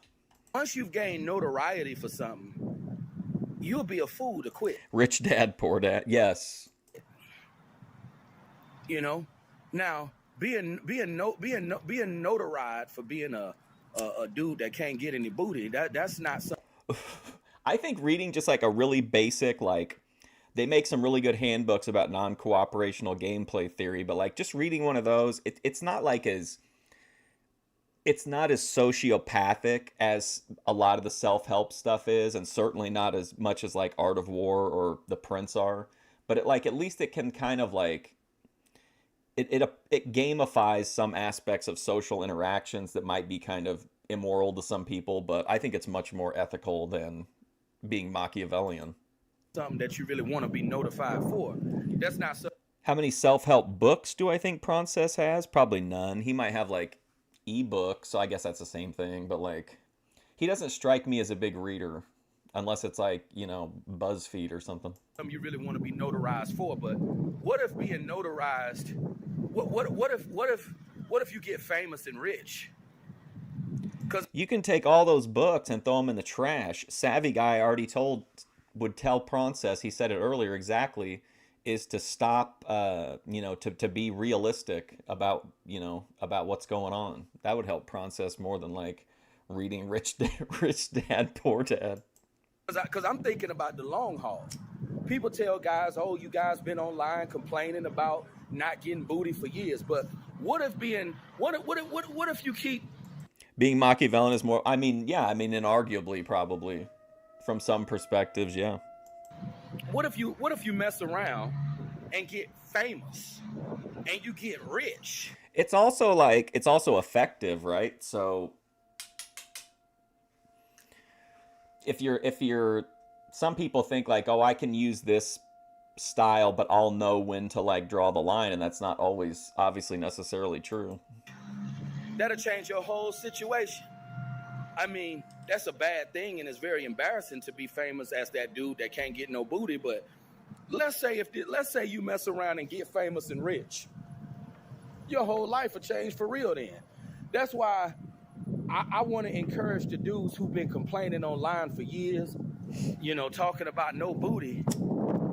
Once you built the platform, and once you're known, once you got a name, once you famous in a particular area, you got to run it to the touchdown, baby.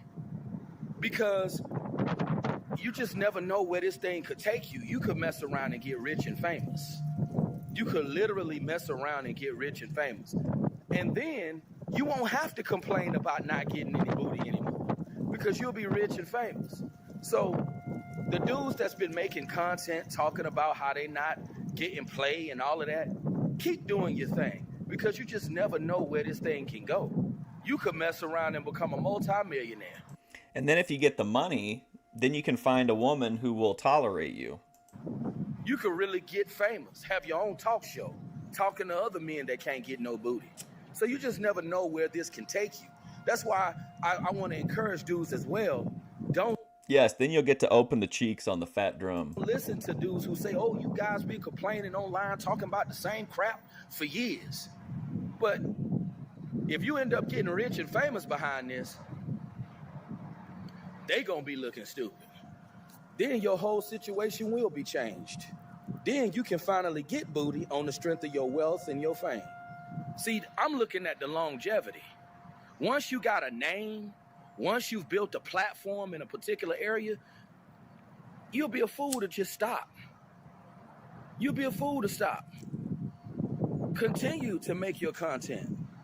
This could mess around and get you rich. You could have your own time. So do you think this is really aimed at the viewers, or do you think that it kind of feels like it kind of feels like this video is almost like kind of him giving a pep talk to himself, kind of, right? Or that's just kind of how it felt to me at times. And here at the end, it definitely feels like he's saying like, hey, even if you've been doing this for years and you're not really getting anywhere, like, don't give up on it. It seems like it's almost kind of pointed inward as well. Talk show, just like Jimmy Fallon, Life of Hell Incorporated. You just never know where this could lead you. And this is why I want to encourage dudes, continue to do your thing. Because I mean, this is an embarrassing space to be in. To gain fame from being a man that can't get any sex. That's not something that you really want to be notarized for. But shoot, if You don't want to be notarized. You don't want to be notarized for it. it can get you rich and famous, why not? You already built the name, already built the platform. Might as well go on and execute it. You know, if you see that something can put you in a better position, you might as well continue to go with it. Keep going with the flow. The only thing that I wish I would have done.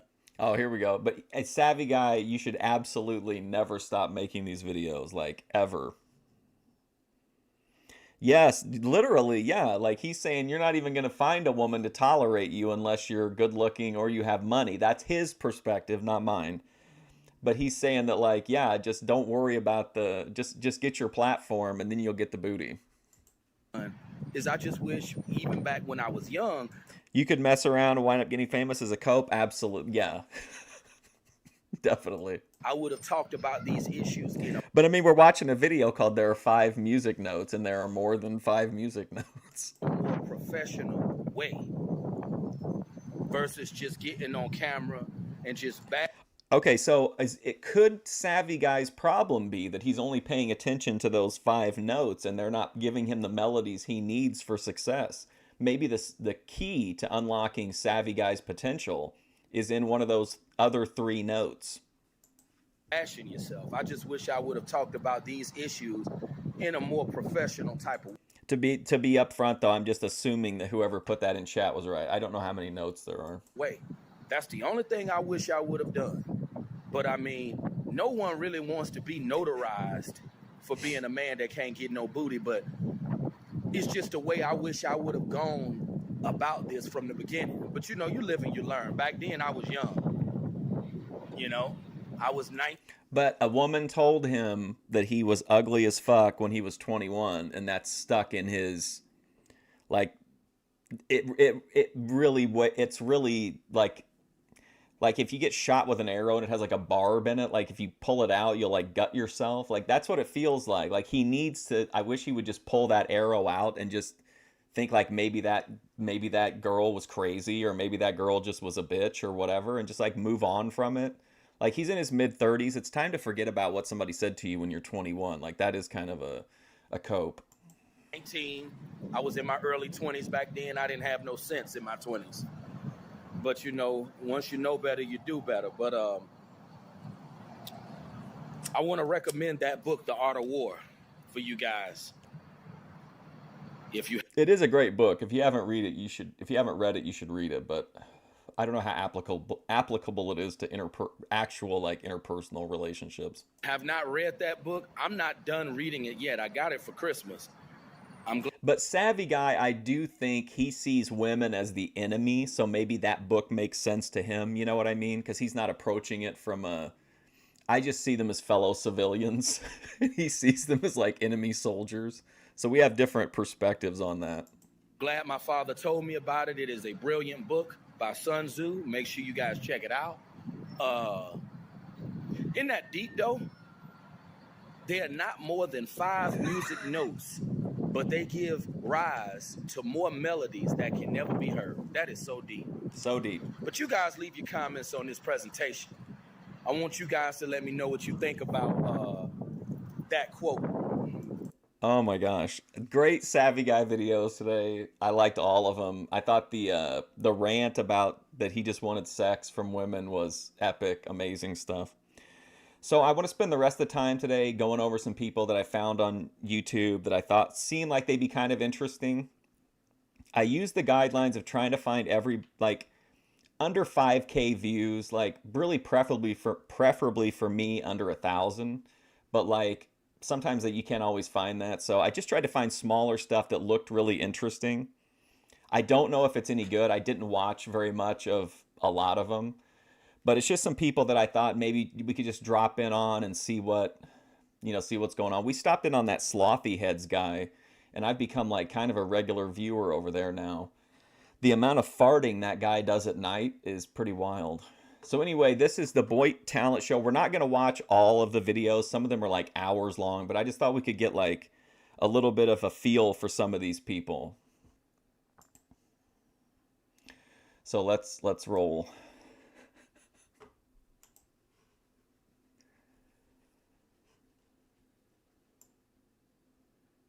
Oh, hang on. What's up with it? Watch this video to the end, y'all.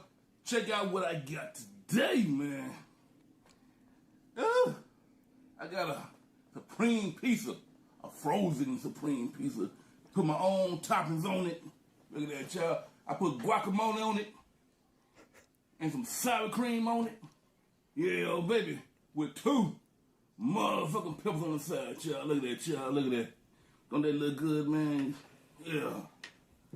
Ooh, shit. All right, man. Let me say the grace, and we can go on and get with it, baby.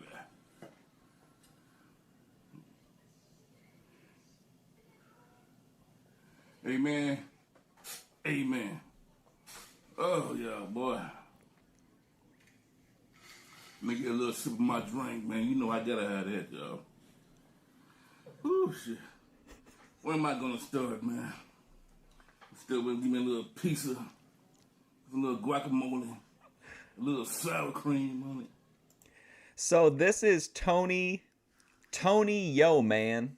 This has got 1.8K views. Frozen Supreme Pizza. Pizza tonight, baby. Can't put no witch put a spell on me.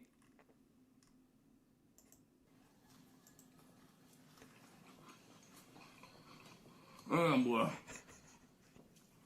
It just, Dude, I am proud. I think this is so fucking funny. Whoo, Lord. I'll tell you what.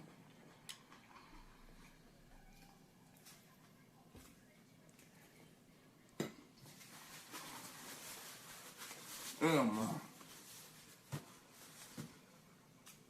Well, that is good, man. Ain't that pizza good, girl? That's some good shit, ain't it? I know it is. Man. Whew. You know, man, I've been hearing a lot about voodoo lately, man. Like, who makes a video about a frozen pizza? Who cares? Not just any kind of voodoo, but witches.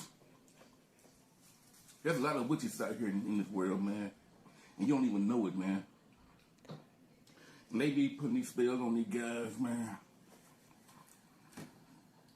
But I'm going to tell y'all something, man. Can't no witch put a spell on me.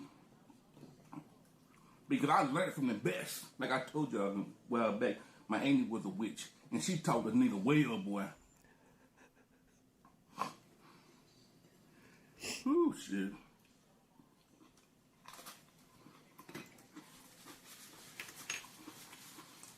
Man, that's good. But she taught me all kinds of stuff. And one thing she taught me is how to put spells on yourself. Now, I done put I don't know, 4 or 5 spells on myself, man. And one of the first spells I put on myself. I done put 4 or 5 spells on myself. There can't no one else put a voodoo spell on me. So I put a spell on myself.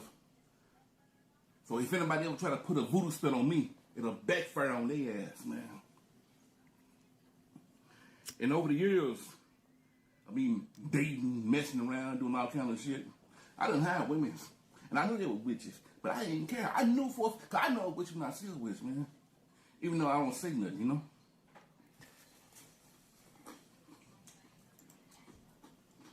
I mean, when I saw it, I thought, like, I was in the same boat. I was like, this can't be real.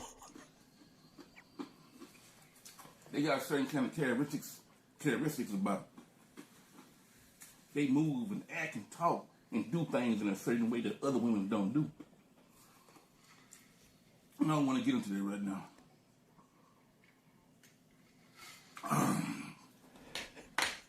Ooh, shit, man. Well, I added them in the order that I found them. Like, if I saw somebody and I was like, oh, this person, I want to give them a chance, I would add them to the, I'd add them to a talent list. So except for the last 2 are 2 kind of, one's a Jedi Joy deep cut, and the other one is a deleted scene from a Thorpiverse, or a deleted stream from a Thorpiverse person. Oh, man. This is good, man.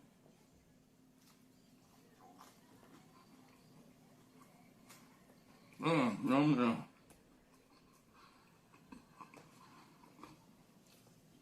So, I put a spell on myself. There can't no one else put a spell on me. And if they do put a spell on me, the spell they try to put on me is going to backfire. Uh-oh. I'm giving you an example, man. So, ooh, don't pepper something else, y'all. I was dating one girl a while back. And I never ever spent that over her house before. I never used the bathroom. I never even ate over there, man. Never changed clothes over there. I went over there, kicked the wood and left. And so one day I went over there, right? And she said, Tony, won't you spend the night with me? I said, man, you know, man, I would, man. You know, but I don't gotta change the clothes, man. I don't got my brush. I don't got no comb. I don't got no toothbrush with me. None of that stuff, man. I said, I need to go home and get that. I said, oh, don't worry about it. I got all that stuff. And that right there let me know, hey, she was a motherfucking witch. She want to get a nigga, boy. But see, I don't care. I knew she was a witch, but I didn't care, man, because she can't harm me. So whatever she tried to do to me is gonna backfire on her ass, man.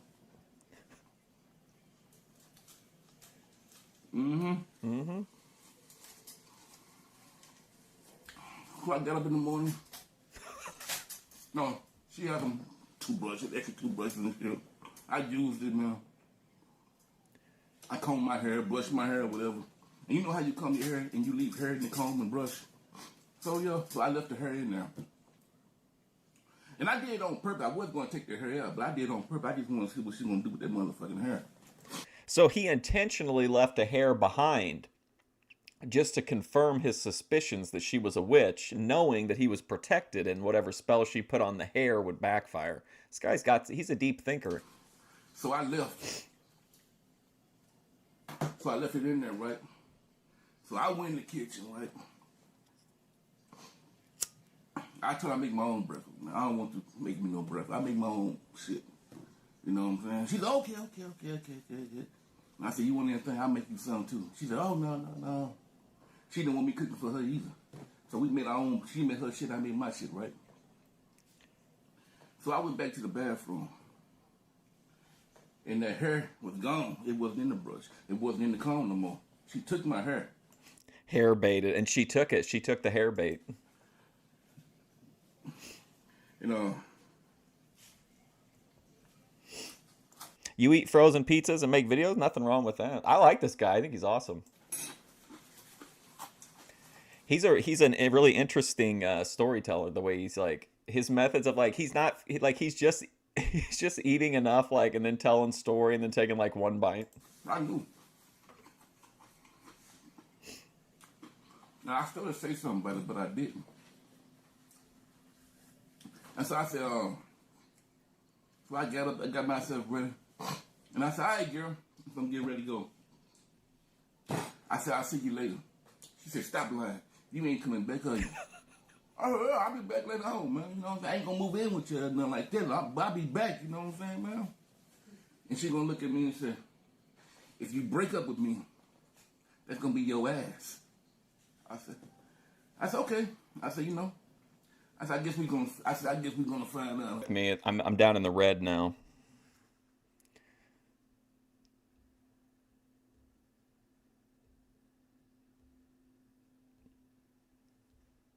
Okay, I'm coming back up into the green. It looks like I'm dropping, or I was dropping a ton of frames, but it looks like I might be back.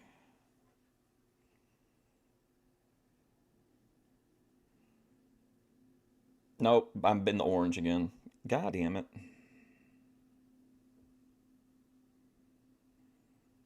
Oh my gosh. Okay, are we back up? Hopefully.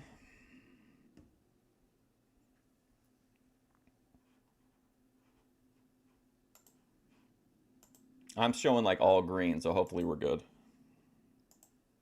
Man, you know, man, she stole it, you know, 'cause I told her, you know, man, at that time, I was young, man, you know.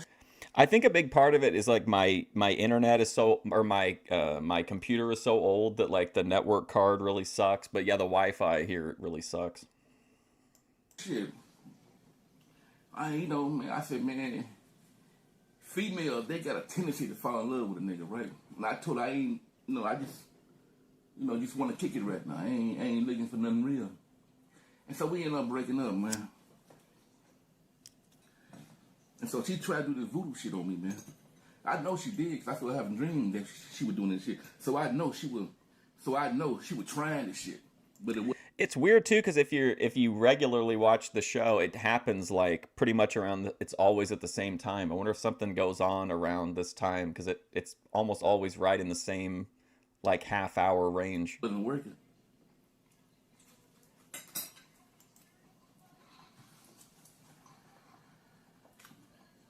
So the voodoo spell she put on me was for me to have bad luck, for me not to prosper, for things not to never work out for me until I come back to her. That's the spell she put on me. I know because that's the dream I had. You know?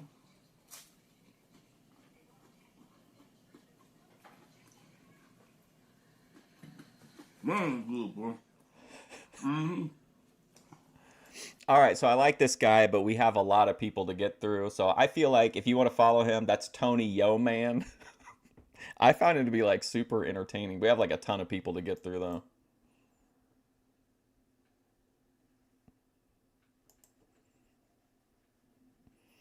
Okay, this is Captain Dave 2008.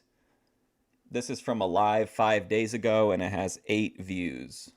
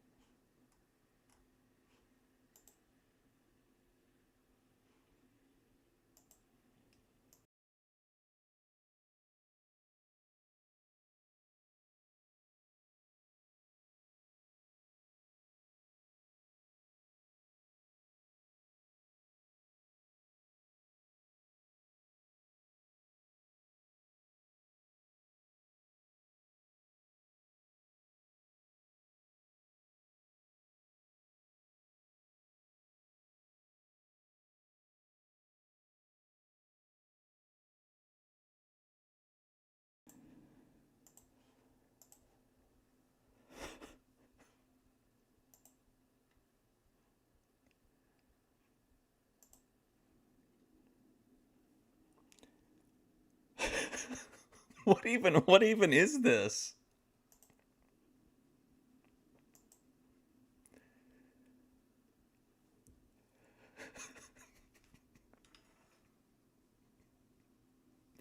I mean, what's the deal with this? There's literally nothing. He doesn't say anything for the entire live.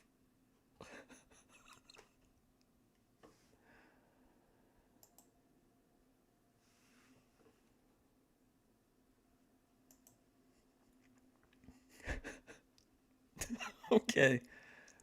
This is Kevin Street Self Defense, 1.7K views streamed 2 days ago.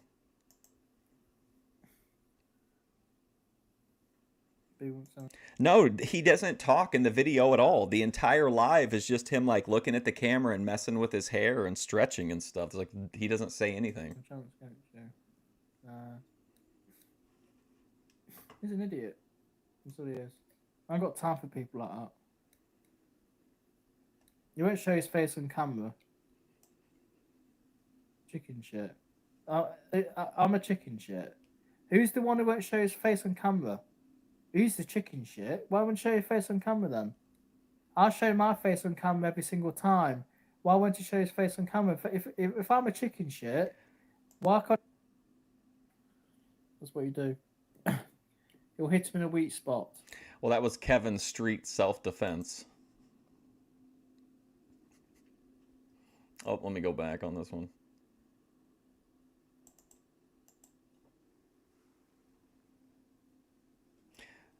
This is Sunset City 13, I guess. This has got 1K views. That I have inside is awful.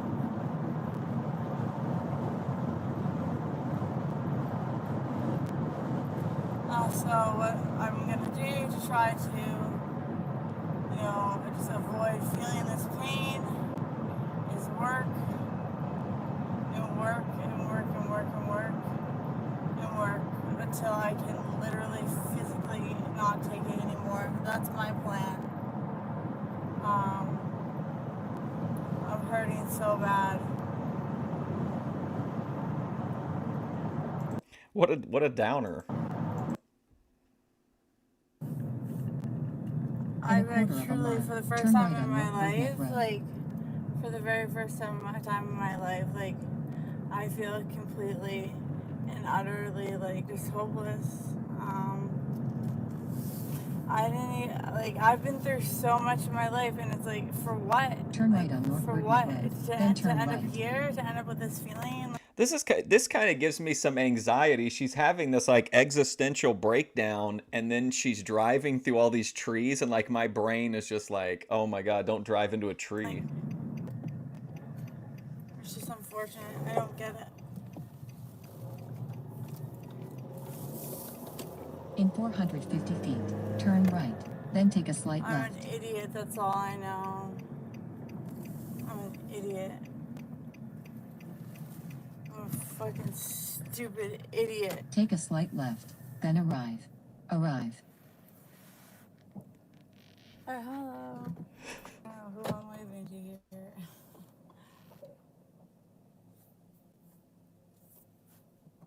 Hi, for Jen. Yes. Hi, how are Good. you? How are you, honey? Good, good. In Hanging in 400 there. Wait, she's an Uber driver? Yeah, me left on too. Old Virginia Yeah. Beach Road, What can you say? then It's the turn beginning right of on the North year. Burton Road. I know. Getting through it. It's freaking cold today. I know, it's freezing. Good Lord, it's not the day to be going outside, but No, Yes, this is vegan cam. not at all.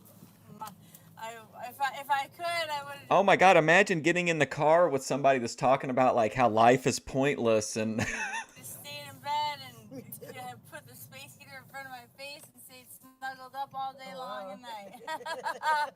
sounds like a plan. but I had to come pick you up. When I get home. Oh, there you go. Yes. I have to get my recreational weekend and retire stuff so I can go home and relax. Yes.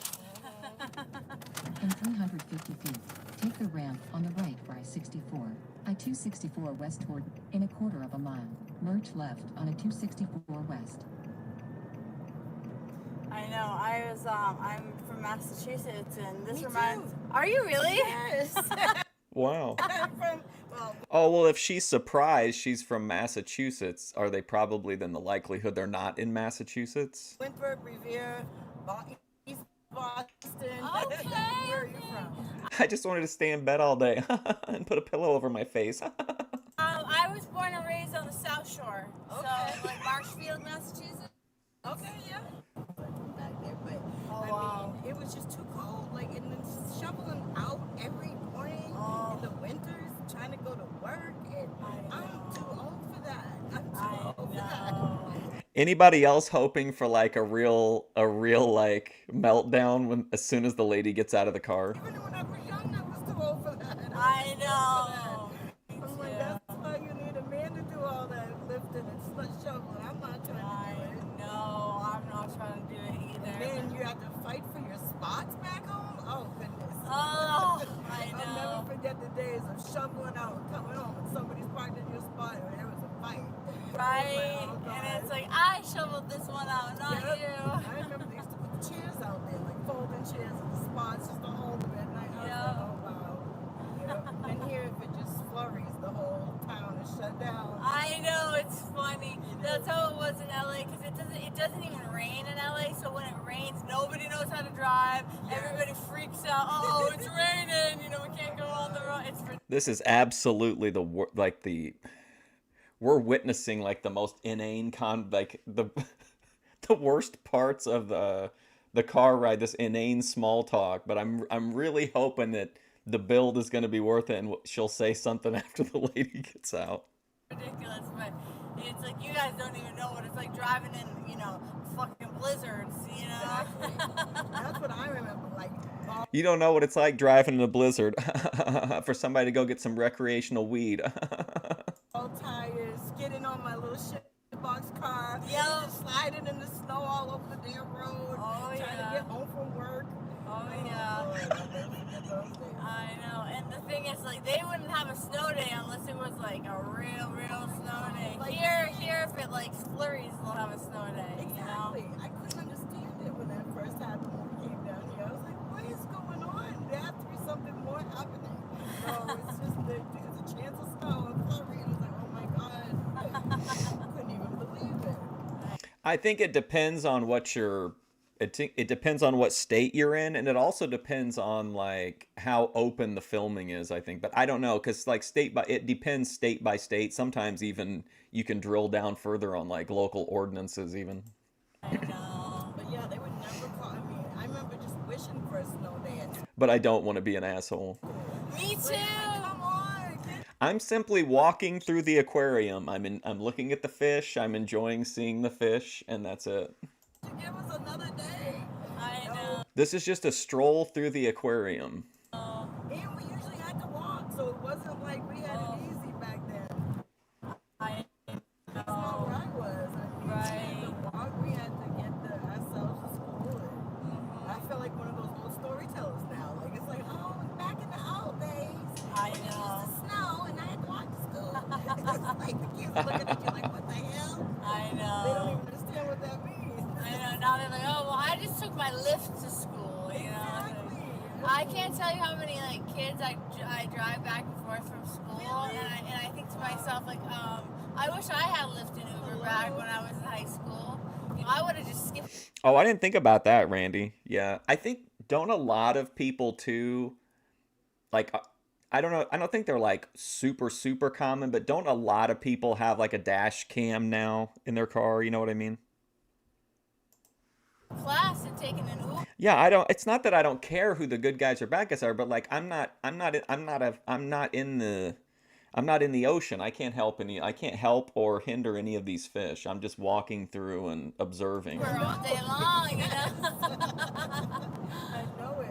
Oh, but yeah, good old Boston, man. I do not miss it. I have you know, friends who I was in a punk band with this girl Ruby want me to move back there and stuff, and I'm just like, on the mean streets of New Haven. I can't do it. I can't. Yeah, I got friends back there and friends that moved from Boston to the East Coast like you did, out to California, Los Angeles, San Francisco, Yeah. all that.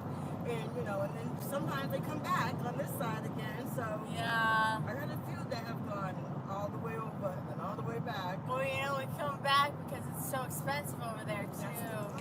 Yeah, there might be, I don't know, she could put like even like a disclaimer in the back, like I'm filming for your safety, or I don't think she said any, she didn't verbalize it, but Yeah. Because it's so alluring. You just want to go, but I'm like, the price is killing me. Yep.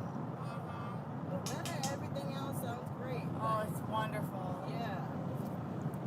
But I know my friend, like he makes really good money and he's just like, I'm struggling, and I'm like, oh my god, because he's got a whole family and it's just a lot, and it's just I'm just like, wow, you can't make it on that. trying to see like, Not even come.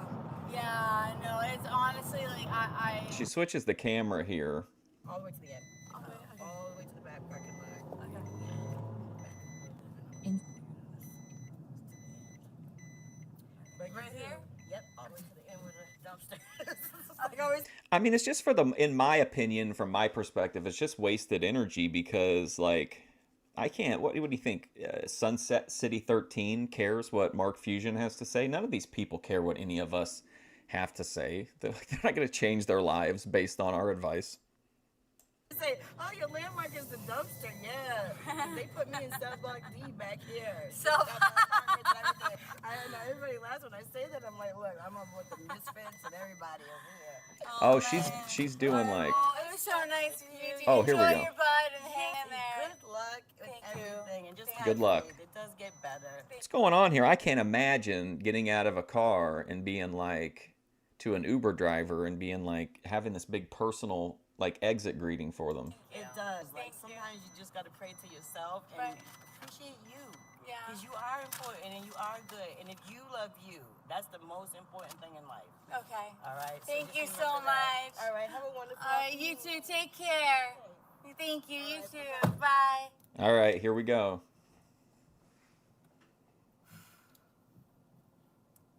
It was really sweet. take a sharp right, then turn right.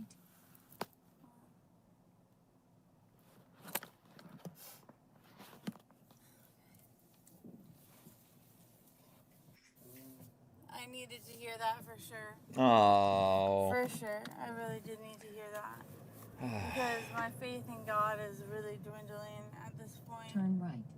And I think that, you know, if I just try to somehow, I can't believe she's gone through all that alone In like that. 650 feet, It breaks turn my right to stay heart. on Birch Trail Circle. Go.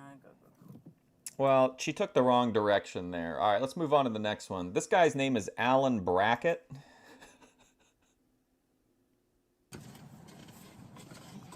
Hey guys, Stump the Grinder here, eBay Grinder. Let's talk about eBay jail. I keep mentioning I'm in eBay jail. And what happens when you go to eBay jail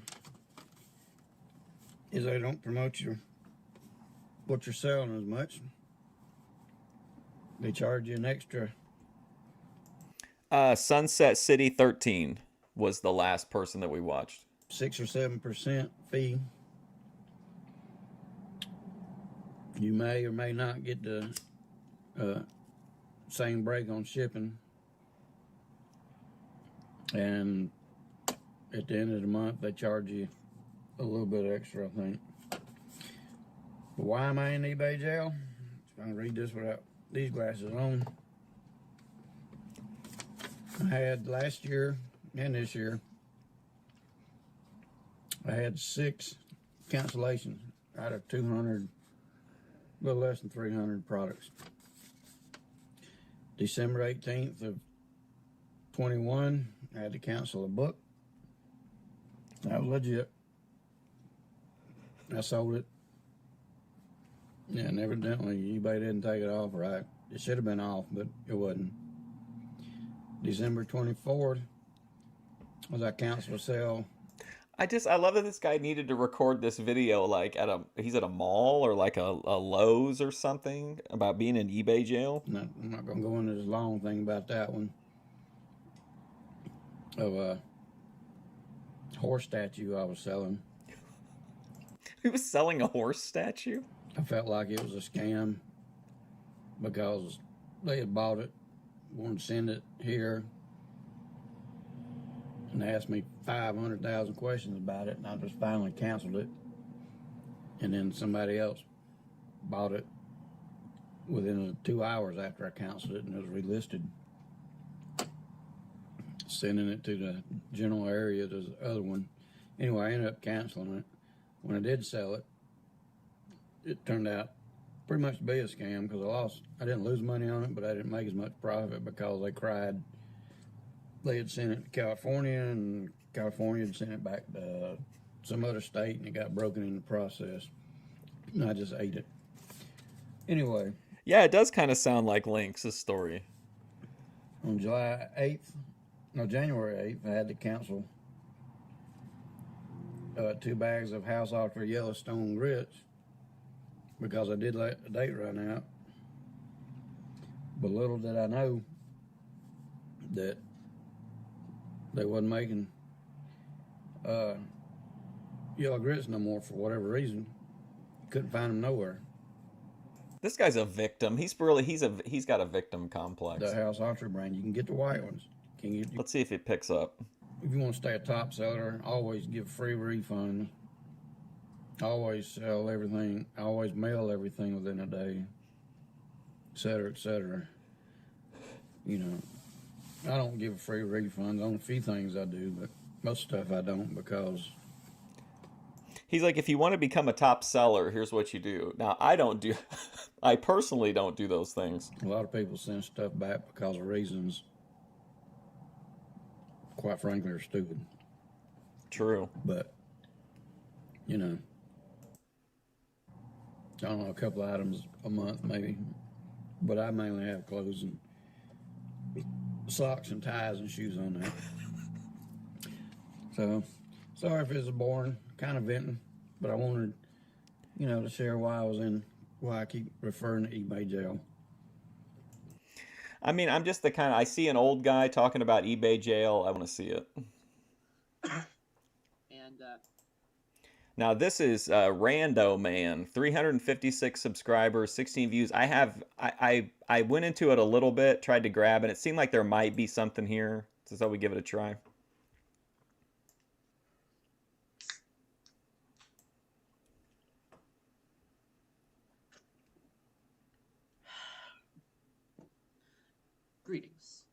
and welcome to my year in review. Now, this is the first time I've done a video like this, as would be recognized by any of my long-term fans, which, as a sentence alone, is a little weird. Think I'm saying, because doesn't feel that long since I Liquid Mark, he's like the Ted Nugent version of me.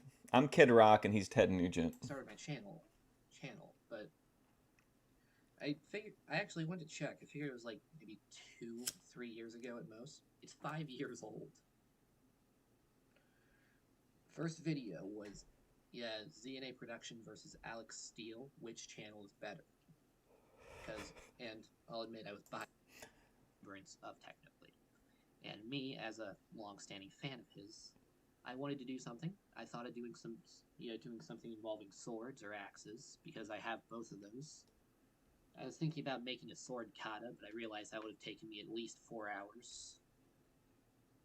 So, and I didn't have much time that day to do anything, so I decided elbows, because technically he was famous for his elbows. If you know, you know.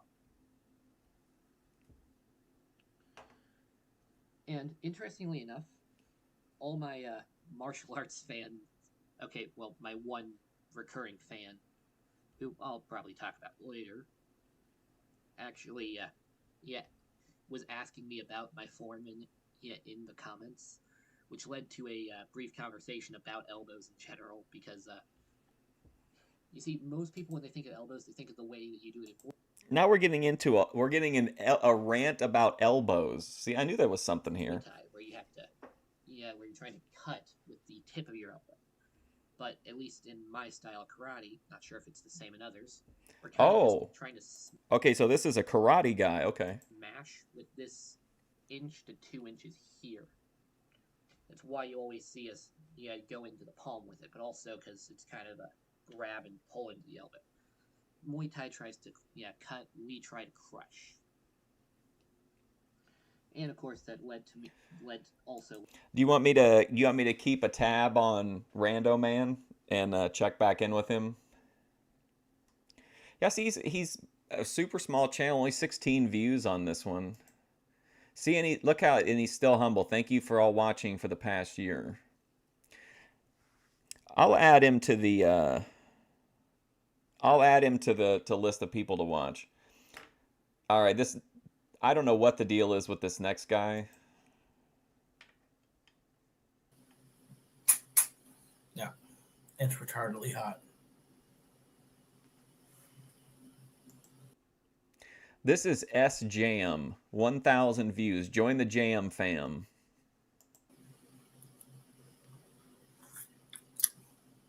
I can't tell how good it is yet. I'm not woke, so I ain't gonna be fucking woke. I think tea bags are stronger. I like my tea a little stronger. So I probably shouldn't have put so much milk, but it's hard to say because it's too hot to taste the fucking thing. Twigs. Don't pester me, dude. I don't get woke anybody. N-word hot. It's not that hot. Why would you call it N-word hot?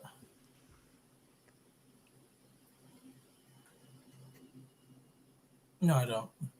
I look fine. I think it's good. I don't know. Might be a little watery. I don't know. I can't tell because it's too hot. So we have to wait, darling. That was very hot. Very fucking hot. Please don't you guys. It's very hot. Huh? This cat, dude. Go sleep. Don't read ripping paper. She's been ripping papers lately. Ripping papers.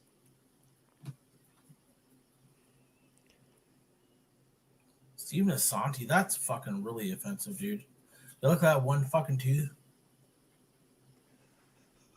You sit down, dude. Be a good doggy. And shut up.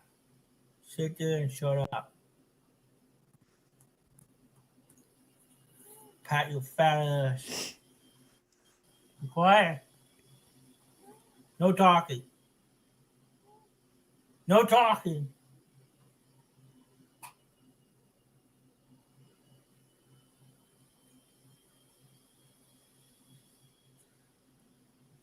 I'm starting to get hungry. I think I'm gonna have some of these bagels. We got blueberry and everything, and I think we're gonna toast them in a toaster oven, and then put some cream cheese on these bitches. That's gonna be dinner. Oh, it smells so good.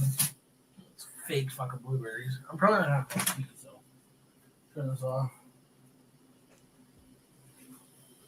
What's Hey, girl, how you doing?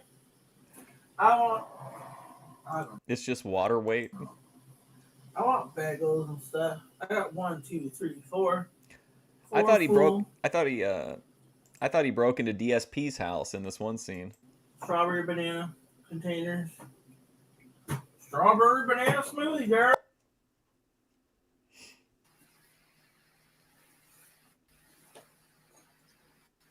Oh, a little bit back there. Almost killed her. I want to eat some bagels while it's on. So I might wake up and be like, I don't have no bagels. And look at the stream and like, holy fuck, man, you had 6 bagels.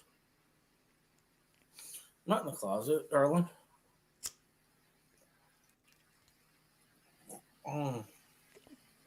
That tea is fucking good. We're gonna have to go back to the cost company and get that big ass fucking 60-pack of Tetla tea. Lean back. Lean back. There'll be a back here. There's a little guy. He's kind of low energy is the only issue, but I feel like there's something here. I think I think this is something that could be cultivated over time. I feel like there's something here. I mean, look at this screen cap here. Can't you see that on a Thorpe alert clip? Well, that's S Jam. I think he's interesting. I'm going to keep a little bit of an eye on S Jam every once in a while. So this next account is called Nostar Warrior, and there's a couple different clips in here from them just because I thought it was really wild and I didn't realize it was from the same channel.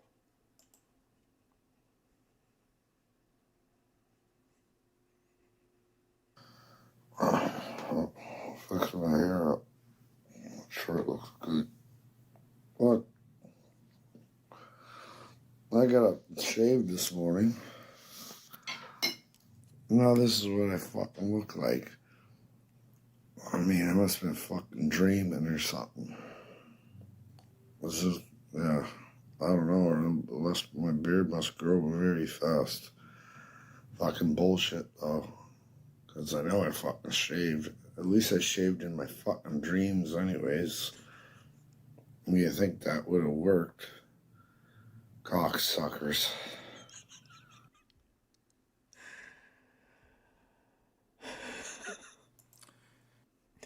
Okay, this one was right on the line for whether I was going to include it because it's got 4,000 views, but I could not resist this. The name of the channel is Love Left Me Forever, and the video is titled Getting Laid for the First Time in Over 30 Years. Thoughts on Alan Roger Curry restarting my channel. Hello, everyone.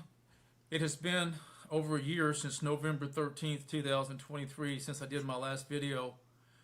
And that video is still marked private, as most of them are. I'm deciding that I think I'm going to try to reopen the channel and go back and make these videos available to watch. So I want to tell you why I decided to start the channel again, or restart it. It's going to be a lot of work because I got to listen to these videos and be sure there's nothing in there that can hurt me legally down the road. So I named my channel, of course, Love. What are you talking about in these videos that they have to be vetted by, like, for legal purposes? Wow. Left Me Forever, based on the fact that I've been alone almost all my life with no relationships, and became very angry and very depressed and hopeless, very angry and bitter. And that's where I left it back in November 13th when I had reported about the restraining order that was falsely done to me because of a mental health crisis that I had at work. And they became afraid and decided to file Look, I knew this would be good. I had no idea this was the direction it was going. a restraining order against me, and it cost me a great deal of emotional turmoil. Yeah, I'm about to unprivate some real wild out of pocket shit. Been having to pay court costs of $300 and something. But I wanted to give you some good news, and I want to give you an event of what happened. You can probably kind of tell from the title. It had been over 27 years since I'd had a sexual experience with a woman. I mean, I hadn't even touched a woman since I was 40 years old, and I'm 67. And there was a lot of anger and a lot of rage about that, and a hatred toward other people. I want to go ahead and forewarn people. Wait, you had hatred to? Well, I guess kind of savvy guy does too. I can't praise one and judge the other for hating people over not getting booty. You send me negative, ugly comments. I'm not going. This is some of the new ground rules. I am not. It's NASTAR, NAS TAR TAR warrior. There's another clip coming up too. I'll show it again. I'm going to put up with it. I will ban you. I will delete you, and that will be the end of it. So, what has happened? In December, just a few days ago, December the 21st, I drove 600 miles back to my home county where I lived in Florida. I live in Chattanooga, Tennessee. So I drove all the way to Florida to revisit my childhood home where I grew up, where I experienced a lot of childhood violence, where I learned all my beliefs that I wasn't lovable, where I learned that I was a loser with women. And that's where it all started, was in this place that I lived for 23 years in Polk County, Florida. I had a horrible trip, horrible Christmas. I was alone. This makes probably the 40th Christmas alone. Is this video going to end with him explaining to the authorities where the bodies are? This is one of the strangest things I've ever seen. Well, with no partners, no friends, total isolation. I have no male friends, and I have no female friends. But some of that seems like it might be changing. So I'm going to tell you what has happened. I have been on various different dating sites and sex sites for 15 to 20 years, and I've had one date in all that time. The dating sites are absolutely useless for me, and probably for people like me. And I agree with him 100% there. There are so many articles out there about the science behind the algorithms on those dating apps, and them even before like the rise of AI, like using chat bots but not telling users, they're just talking to nobody, and they would just ghost them eventually just to keep them talking and keep the dopamine loop going to keep subscribing to like the premium version or whatever. Had been on Adult Friend Finder, and it was useless, and I was paying $35 a month, and scammers. But then another website called Fling, FLING.com. I joined it about 3 years ago, and I put some pics up there, graphic pics. Do you think Fling.com will use these? This video in any of their advertising? These videos make you anxious, like all the ones in this list. I put my profile saying I was seeking a relationship when I really wasn't. You just put down some general words. Well, this one was kind of heavy, so the next one's real light, and then we get back into it. And the same thing happened. Just no results. I had a couple of conversations with a girl, and it never worked out. Every time I tried to close the deal or get her to meet, there's always some reasons that she couldn't do it. And then find out she was living in a homeless shelter. So my losing streak of a man of attracting shitty situations was still alive and well in December of 2024. And going down to my hometown and coming back after 6 nights, spending $1,000 and spending a lonely Christmas by myself, I was basically Not sure how I was going to continue anymore. So So he keeps getting scammed, but he keeps going back. And so in this instance, they stole $1,000 from him, like in the Christmas season, and made him drive somewhere, and he got stood up. on December the 30th, which was, let me look at the calendar just a minute. I had to pull it up here. Okay, so I got back from Florida on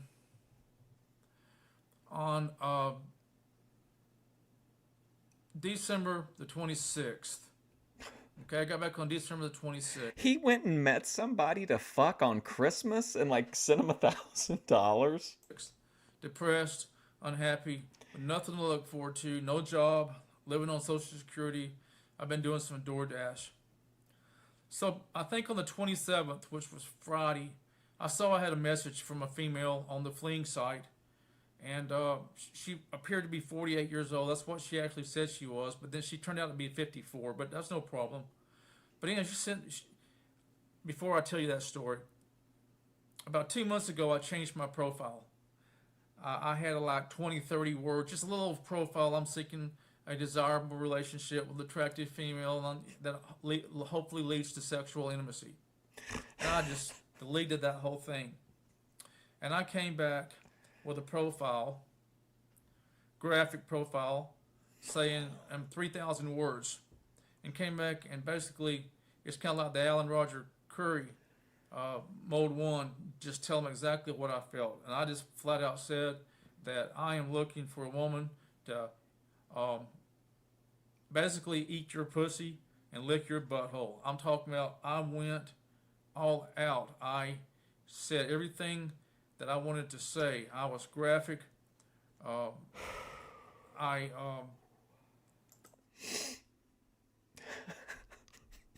So he's not having much success on his profile.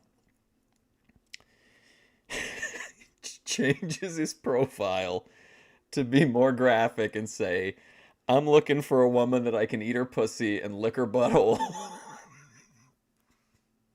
Legend. I left nothing out of the imagination. Every graphic thing you can think about, I said and I spoke. And I didn't spoke, but wrote. And then I posted it, and I said that's not going to work. You know, because these young 30-something women, they're going to see that and just think of my dirty old man. That I'll never hear anything back. So I just gave up on fleeing, quit looking at the profile. I quit checking my messages for several weeks. And there was some woman at home who was like, man, you know what? I just really want to get my ass eaten. And he's just waiting. The perfect storm finally happened for this guy. So I got back from Florida on December the 26th, and then like the 27th, I saw a message, and she says, "I read your complete." He was gonna go eat her pussy on Christmas. Let me give you $1,000 to eat your pussy. What is this guy thinking? Oh my God. Profile, and she Woo. says, "I got a hot kitty for you," and she sent me a nude pic of her vagina, and she had her head cut off. You know, I couldn't see her head, but I could tell she was an attractive woman, had a pretty body, and I said, "This is more than likely a scam." The channel is Love Left Me. Love Left Me Forever. More than likely a scam. And she said, if you're interested, get back on here as soon as you can. So I let it sit for a few hours. So I got back on there and told her what I wanted to do to her and what I wanted her to do to me. And I said, I am definitely interested. It appears she lived down near Atlanta or Alpharetta, Georgia, which is about 85 miles from here. So she had read my profile, and she said it got her pussy wet. This is absolutely wild to me. It just keeps getting crazier and crazier. Okay, so I'm thinking, hey, you know, I'm 67 years old and got a pussy wet just from my words. And these weren't spoken words. She read the words. Of course, I had some really graphic pics that I had on there that I made 3 years ago. What does that mean? I understand what a graphic picture is, right? He's showing his dick or his butthole or something. What's a very graphic pic? What's going on in that? Is he sticking like a candle up his ass or something? What's this? What does that even mean? And so they were on there as well. I'm going to take my time on this video. I'm not going to rush. It's not scripted. So I got a little excited about it. She's saying, can you get a motel? And then I said, maybe she's really serious. Well, I've just spent $1,000 out in Florida at a motel, but I said I'm willing to pay another $130 at a nice motel. Isn't well? I think Spicoli likes to talk the big game, but whenever it actually comes down to it, he's always like filming it, or he just wants to watch. I'm not going to buy no cheap Best Western or Motel 6. If I do this, I'm going to impress Hang on, I gotta help my cat. her with a Hampton Inn. So I went back and told her, when do you want to do this? And first it was supposed to be Sunday night, but then it kept, she was very slow in responding. I think she was working. So Sunday, she kept dragging around and she wouldn't respond. And I was getting frustrated and almost got angry and just said, screw you. I got better things to do. If I would have done that, I'd be a very unhappy camper right now. So I just kept sending. I said, I didn't get rushy. I didn't try to send too many messages. So finally she responded back late Sunday and said, let's make it Monday, 9 o'clock. So that was really better for me because it was 8 o'clock and I'm still tired from that trip to Florida. It took me 12 hours to get home the day before. So I went ahead and I still didn't book the motel. So I woke up Monday morning, which was now December the 30th. And I went ahead and booked the motel. He was like, you couldn't hear him. He was like coughing on the bed behind me. I thought he was gonna throw up. And there was no backing out of it because you book it that early, you're going to pay for it. So I booked the motel down at a place called, I can't even think, I should have wrote this, I guess my memory's getting a little, it's near Alpharetta. It's right off Interstate 75 north of Atlanta. Is he gonna give out her home address? And cannot believe I can't remember the name of it. The name of the city, Ackworth, Georgia. So Ackworth, Georgia is a suburb of North Atlanta. So this time I only had to drive 85 miles. It took me an hour and a half.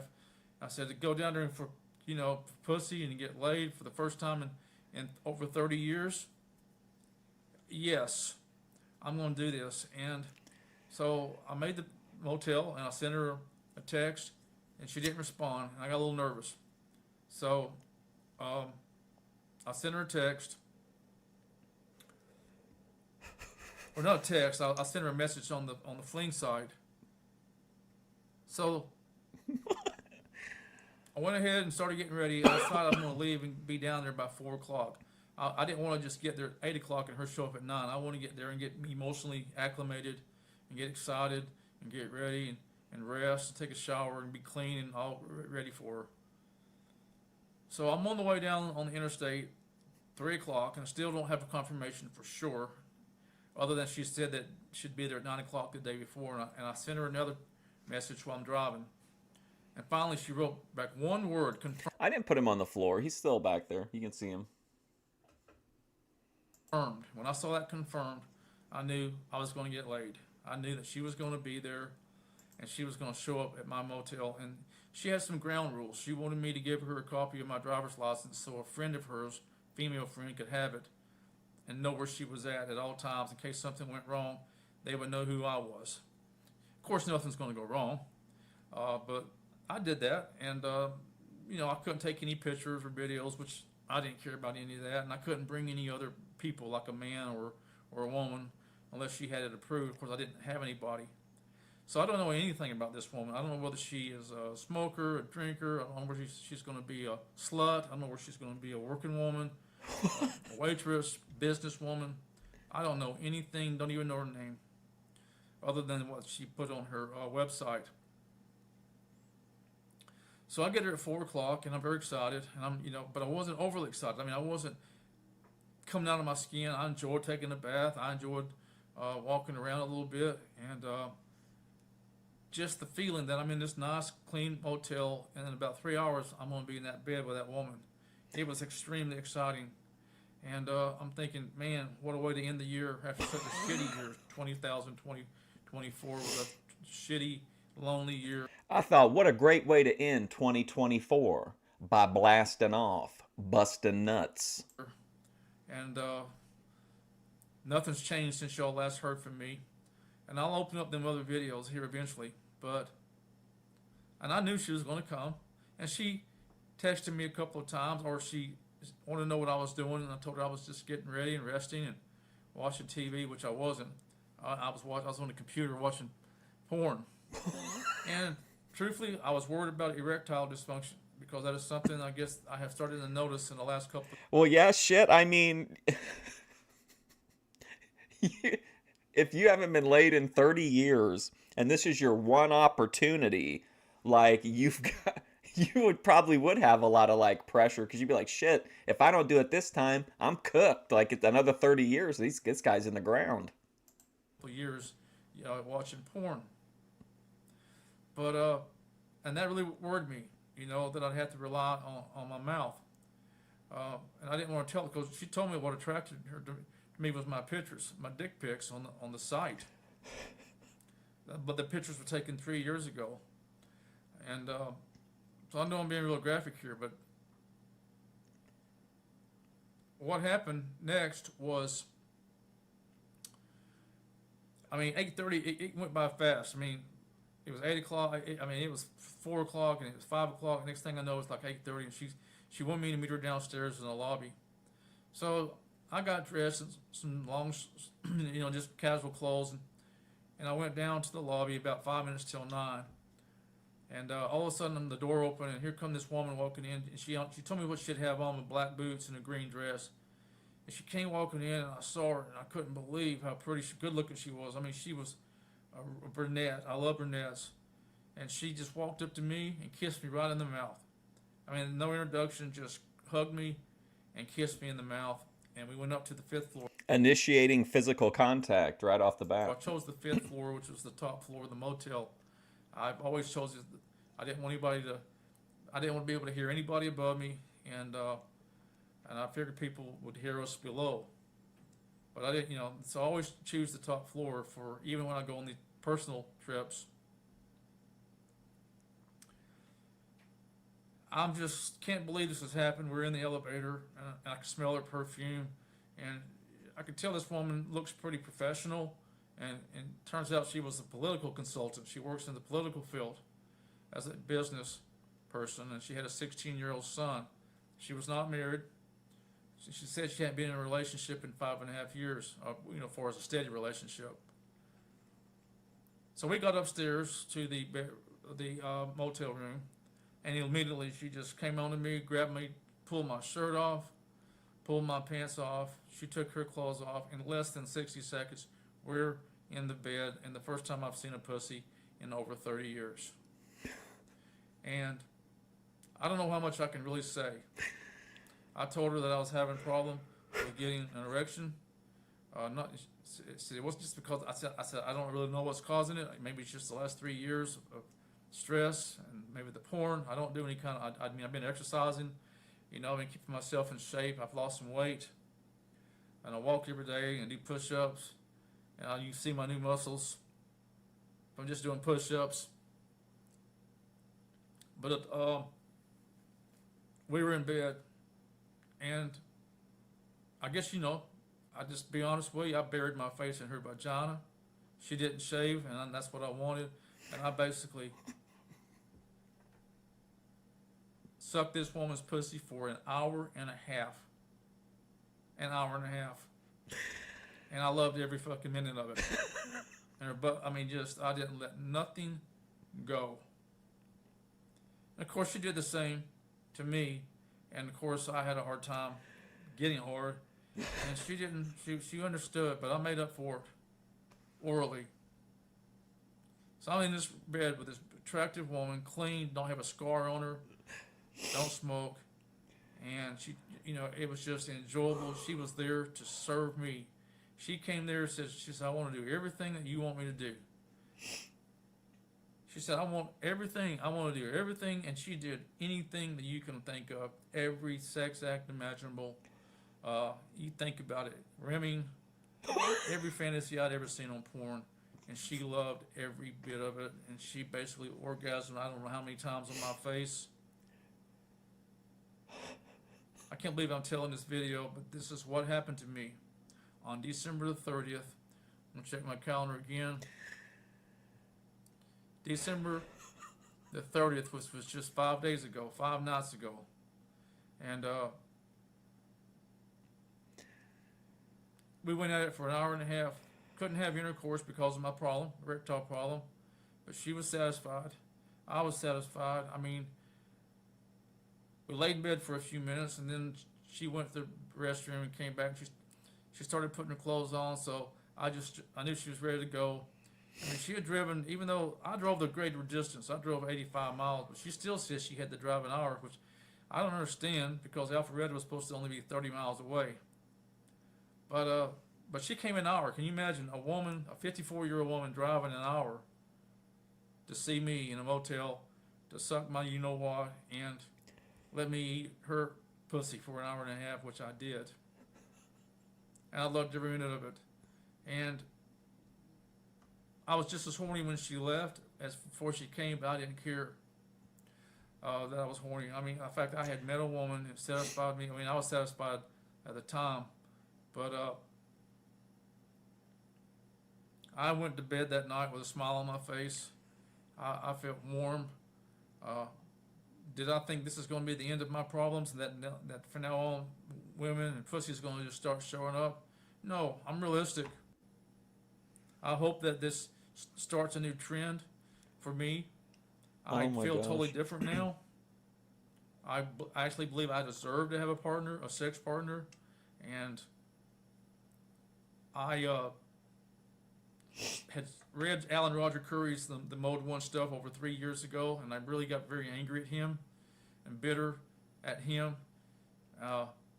And I resented Alan because he had a wife at 28 years old, and he was Okay, I like this guy, but we got to get through the rest of them. I think he's a home run. I think Love Left Me Forever. I think it's indisputable. We got to hear his getting getting laid story, which I guess moving this ASMR video in right after him. Hey,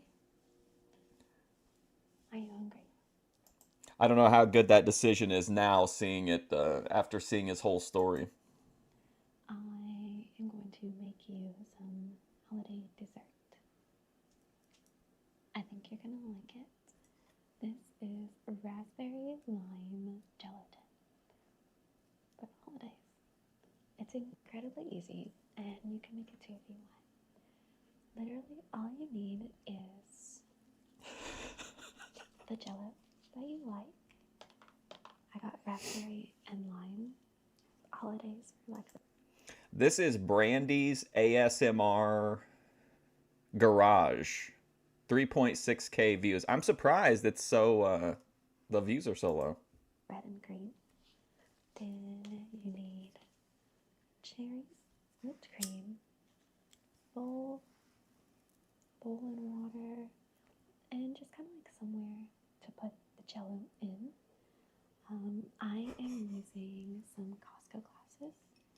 They're not fancy glasses. They were just glasses that we had gotten some dessert in. And I was like, oh my gosh, these look cute. Let's keep it. Alright. Let's begin. We're making jello. Let's just pour a cup of water. Look at this kitchen. She even decorated the kitchen. I use tap water. It's honestly really not a big deal. To our bowl. I'm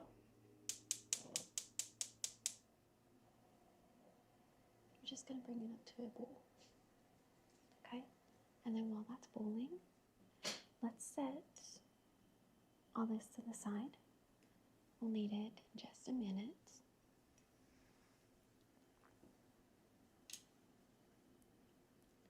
We'll grab the cream for the base. We'll set aside the cherries and the whip, because honestly we won't need Showing items to the camera. Let's move forward just a little bit here. Oh, here we go. Let's get the bowl view. Good night. Good Lord. We put these into the fridge for, it says 4 hours, just until they're chilled. Once they're chilled and like the jello is set, we're gonna bring them out, do the exact same thing for the raspberry, pop them back in, add our toppings, and have us a little late night treat. Okay, so it's been a couple hours.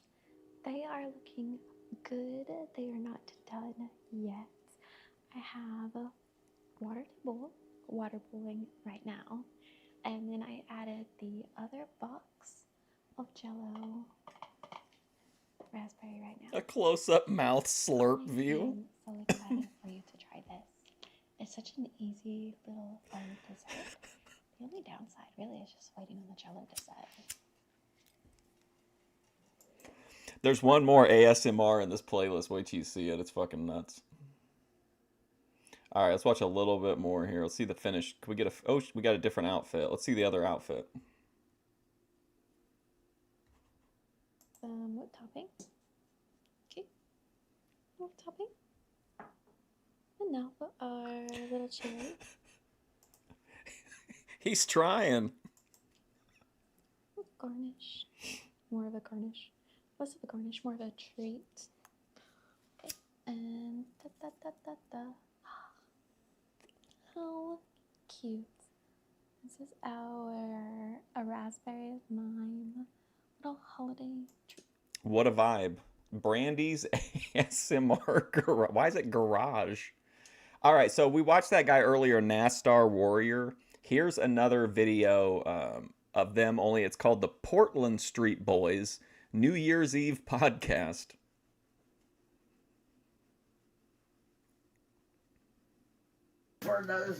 Go fuck yourself. I don't like the way you said that. I never liked anything you ever say to me. So don't ever ask me for another cigarette again. Because guess what you're getting? 5 of these across your lips. Ryder. Fuck you. That's what you say to me. Well, I say the exact same way back to you. Fuck you. What are you going to say? What What are you going to say? You say fuck you to me, I say fuck you to you. Well, who's on the floor? Who's on the floor? Nobody is. I'm standing. Nobody's on the Look, floor. I got cleats on It's my me feet. and you. Imagine them coming No. to you. This guy broke it down to the absolute base of the argument. You're on the floor and I'm standing. That says it all. You know what? You fucking retard. Spilling all my fucking liquor, too. That's alcohol abuse. Fuck. Every second word comes out of your mouth. Give me a cigarette. Give me a cigarette. Give me this. Give me that. Fuck, I'm getting sick of it. Okay, This is listed as a podcast.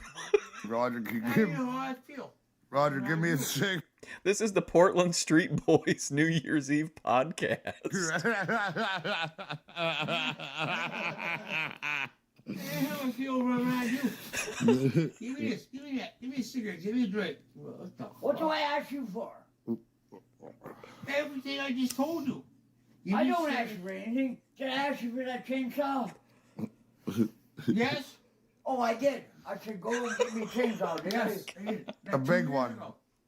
2 years ago. I had only drunk. Like this is a Wes, this is a there's podcast. way more to Roger's life than you could ever imagine.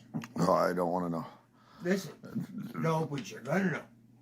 Yeah, well, I'm filming This is like a BOYT panel, but in real life. this right now, so maybe I don't want to know. Before he dies, if you're close to him, I've been down through Detroit and everything. I'm telling you, It's a crazy Roger, town. I'm telling you. Crazy town. Oh, here we go. Here, right? Hear me? Well, I'm not lying. I'm Well, one of you're these- the I'm one most- of these Smiths. Listen, You're I'm the telling most you, retarded you are saint I smart ever as a met. motherfucker. Hey, get this one, Wes. You are smart, Wes. You're the I'm not most gonna lie to you. retarded saint Listen, I ever buddy. met. What happened to the shoes and your boots? Fuck you. Don't worry about Listen. my boots. Listen, I'm gonna tell you one more time. What's that? I'm gonna fuck you What? before you fuck me. What? The way you drink, we call you St. Patrick. You're definitely getting your ass. Okay, I'm for sure we're adding in Nostar Warrior into our permanent rotation. I don't think this is going to be anything but gold.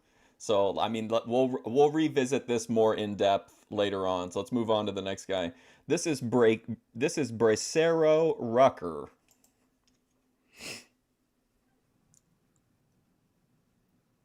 I'm going. He's got 483 subscribers, and this video has 213 views. 2025, I'm not putting up with past year's shit. 100. Going through a lot with my own family. See, I'm tired of they shit too. Regardless of what, I love mine, but I'm not gonna go through the shit no more. No. I hip y'all to that thing when I went to the party. You know, my sister gonna message me, then call me immediately. No, y'all sold me into slavery like the children of Israel did to Joseph. Huh? His brothers sold him into slavery. That's what my own family did. And y'all think I'm supposed to now see Joseph is who he was, because if it had been me, I'm not gonna goddamn give you the privilege of begging me for some get back to get good. Nah, fuck that. You didn't look out for my good. You sold me into slavery. You didn't give a fuck about what I went through or whatever happened to me. But now that it's in my hands, you want me to goddamn have mercy on you? Did you have mercy on me? See, there's another part to everything. I read the Bible, read it extensively. The Quran too. But there's the point of view that you have to deal with. We've dealt with so much for so long, and they want you to still keep dealing with it. No, you got to deal with yourself. You got to do with you. There's some shit my sister told my wife, and I thought about you, motherfucker, you watching my life so goddamn much, nigga. Why you studying me? Why you trying to outdo me? Yeah. It's been a problem growing up all our motherfucking life. First off, bitch, you's a woman. You need to stay in a woman place, but no, you want to be a goddamn man. You a motherfucking lesbian now, always. You know, all these years, you a lesbian now, but you want to be a man and get up in my face. I'm going to treat you like a motherfucking man. I'm treat you like one. You know how I do. Same thing with my brother. See what I'm saying? When they really found out who their brother was, I don't like to go off of who I was, because I think that person was a awful person. That's my thoughts on that. But Wait, what? That person was a person, and that's my thoughts on that. You tell him, Bracero. I was a dangerous motherfucker back in the days, and I didn't want to bring it to mind. Right. I tried to keep y'all out of the mix of a lot of things that was going on. For instance, one night I'm over in the hood in Size Town. This nigga was trying to get with my sister, trying to get them draws. So I got in between that. Now I'm not gonna have it. Somebody was trying to get his sister's draws, and he was like, you're not getting them draws. My here, you ain't gonna do that shit. Nah, matter of fact, you going home. This when my sister found out how dangerous I was. Cause the nigga was gonna come behind me and gonna stick me with 2 knives, This bitch couldn't even holler and say it.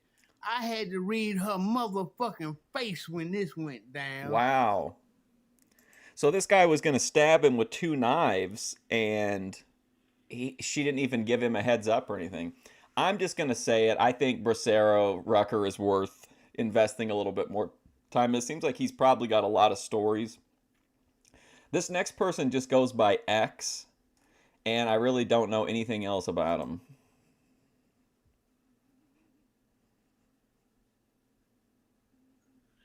Pay that off. I'm going to send it early because. So this is X. They have 978 subscribers. This video has 633 views. It took them a fucking week to cash the damn check, right? So I got to send them money out tomorrow. They get paid, what, midnight on Thursday? So, you know, by the time it gets there, the money will be there. I ain't paying my damn rent today. I don't think it's Shaman. I think it's fucking best yet shit. It's 2-ply, mind you. I mean, you know, it's 4-ply by the time you fold it in half. I ain't paying for fucking Shaman. Shaman's fucking way too expensive.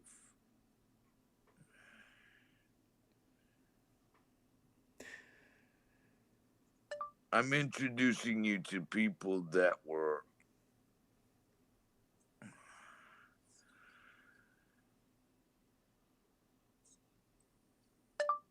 on my chat.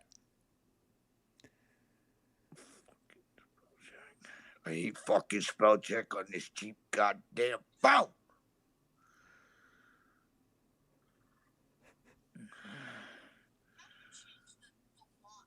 Shaman.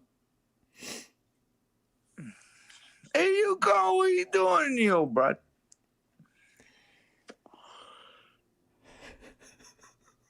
Coffee, cigarettes all day long. Oh, you can sympathize with my fucking world.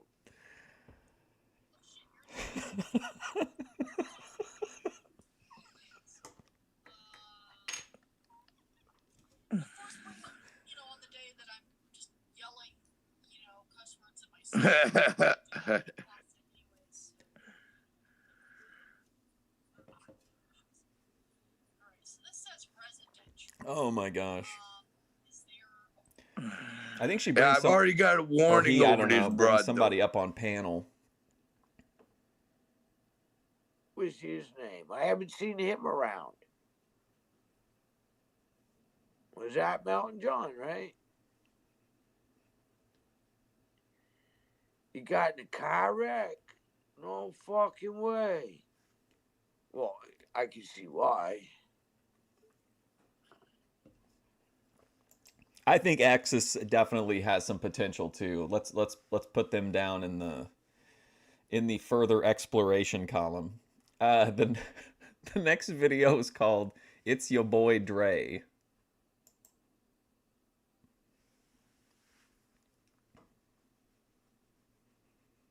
Hey y'all. This is It's Yo Boy Dre. He has 103 subscribers, and this video has 77 views. Another journey of semen retention and no FAP day 3. Go ghost this entire year. What's good? Yeah, don't mind me. I'm in my blanket and shit, you know? Like, shoot. I was still in the bed and shit, man. But it's your boy Dre. We back at you with another video. Still, Happy New Year's. I hope y'all enjoyed the new year for the first day. Like, my first day, I'm only gonna chill for the first day, bro. You know what I'm saying? Like, after that, we back on the grind. You know what I mean? Like, don't get me wrong, bro. I got a lot of shit in my head, but that's not gonna stop me in 2025. And as a matter of fact, now that we were talking about it, you know, look, before we just get to the topic, it's your boy Dre. Back at y'all with another video, whatever time zone, whatever country you're in. I just hope y'all in high vibrations, work on yourselves, improving yourself, doing what you gotta do for you. With it being the new year, it don't really change you. You know what I'm saying? It's new year, better. It's like new year, better me. You know what I'm saying? Like, that's why I think I'm gonna put it with this topic, because it's about to be a semen retention topic. So, you know, anything besides that, it's your boy Dre. Another journey, a semen retention and no fab, day 3. And I do got to catch up because tomorrow's day 5 for me. But it's still day 4 right now, but, you know what I'm saying? But, you know, but with that being said, another journey of semen retention and no fab, day 3. That stay ghost for the whole new year. That's how I'm gonna put this topic. Because it's like, you know, I'm not saying like you can't talk to your people or whatever, but if you want, Is this like a is this like a semen retention liquid savvy guy? to be the best of the best, bro, you gotta have to know what everybody doing. Like if you drinking, then put the drinks down. If you smoking weed, put the blunt down, bro. Hell no. If you do whatever, especially if you're doing drugs, man, you should. This guy's like, hey, if you're doing anything at all that gives you any kind of pleasure in life, cut that shit out. Wrap yourself up in a blanket. You already know, and you gotta quit. You gotta get rehab, whatever it takes to make you better.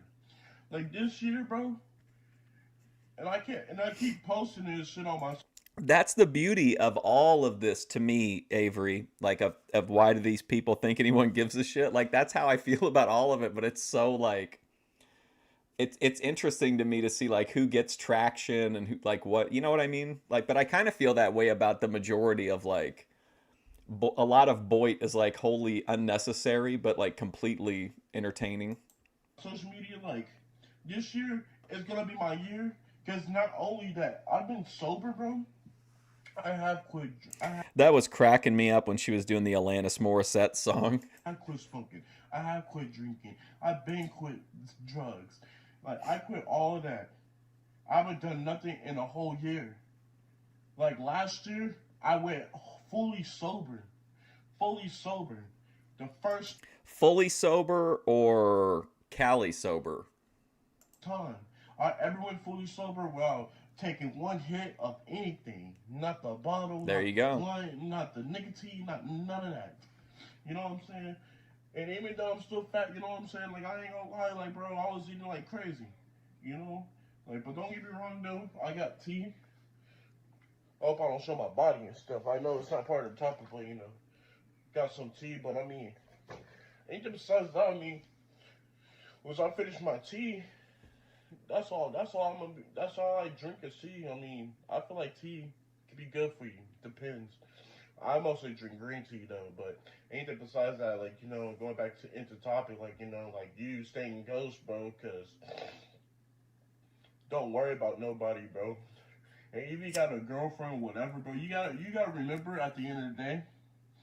I'm not telling y'all to leave y'all loved ones or whatever, but you gotta do what's best for you. Remember what you went through. I know I went through. I came a long way. I came so far, bro. I came so far.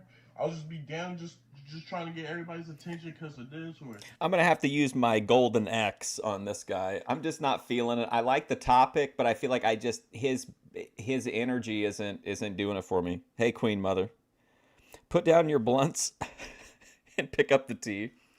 Okay, this next one is from a channel called Smokey Hardwick. It's called Happy New Year.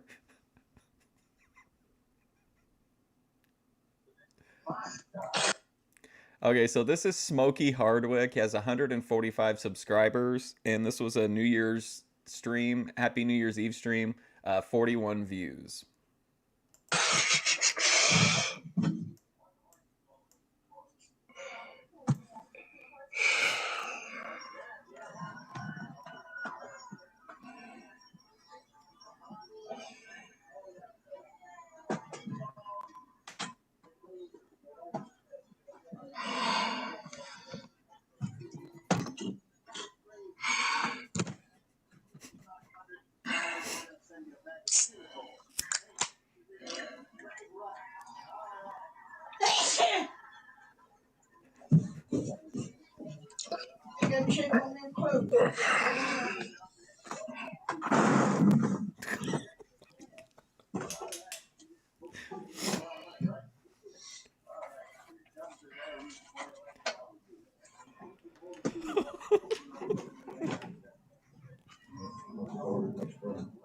Sneeze. You gotta sneeze.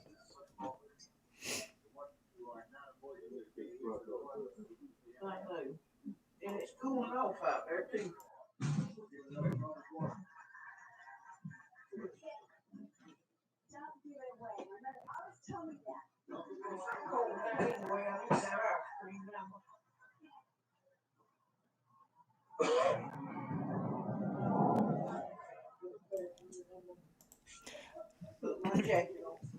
I just felt like this had such a the vibe of this is it's like that movie Seven. Like it's mind blowing to me. Excuse me. Excuse me.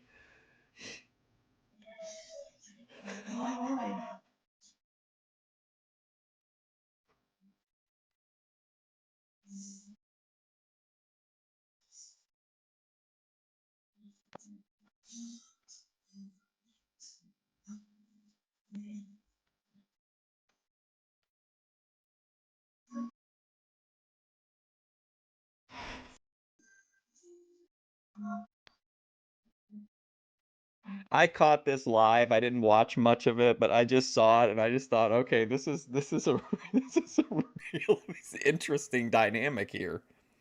Exactly. Who's the target? That's what I want to know. Like, I want to know who.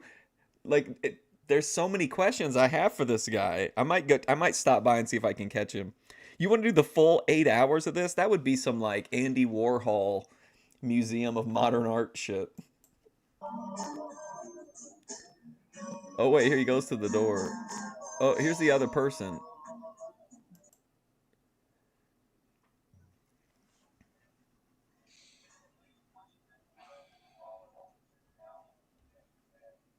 Yeah, gotta freshen up that lipstick, leaving the. Oh, Lord mercy.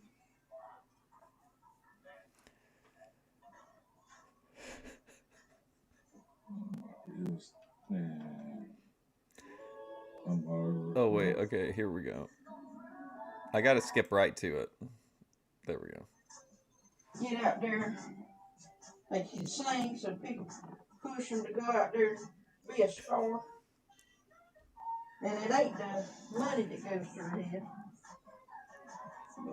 It's the fame and notoriety that goes Well, to their head. it's the damn record labels doing this shit to them. But once you sign that contract, you They're debating the ethics and moralities of signing a record label deal. This is some deep shit. and sold your soul to the devil. So if you sign with a record company, you're signing your soul away to the devil, this guy says. And they're pushed into doing all kind of. Yeah, they made blackmailed and all kind of shit to do it. That's why I never went out there and done anything with my writing or nothing, because I wasn't gonna put myself in that there.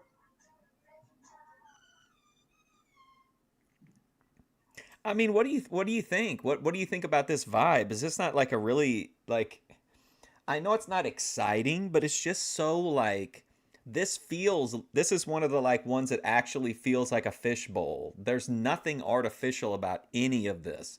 The camera's on, but these people are basically ignoring the camera and just like living life. But it's not exciting, but I think it is something we could come back to like like check in every once in a while on one of the talent shows just to see what he's up to.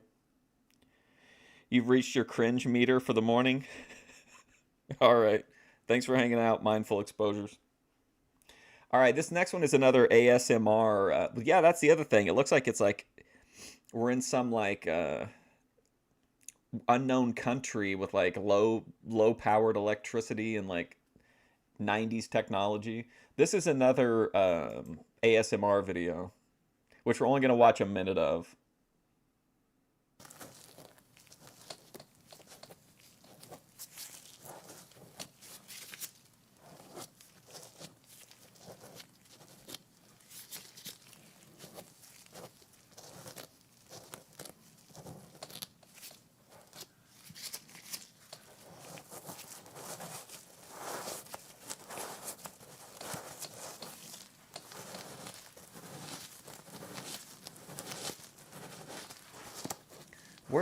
Where does the hat come in?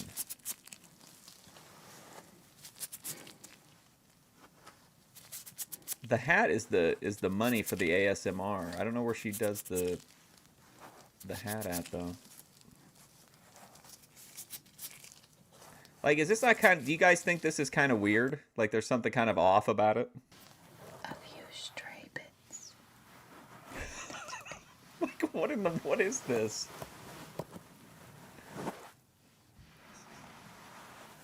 What is going on?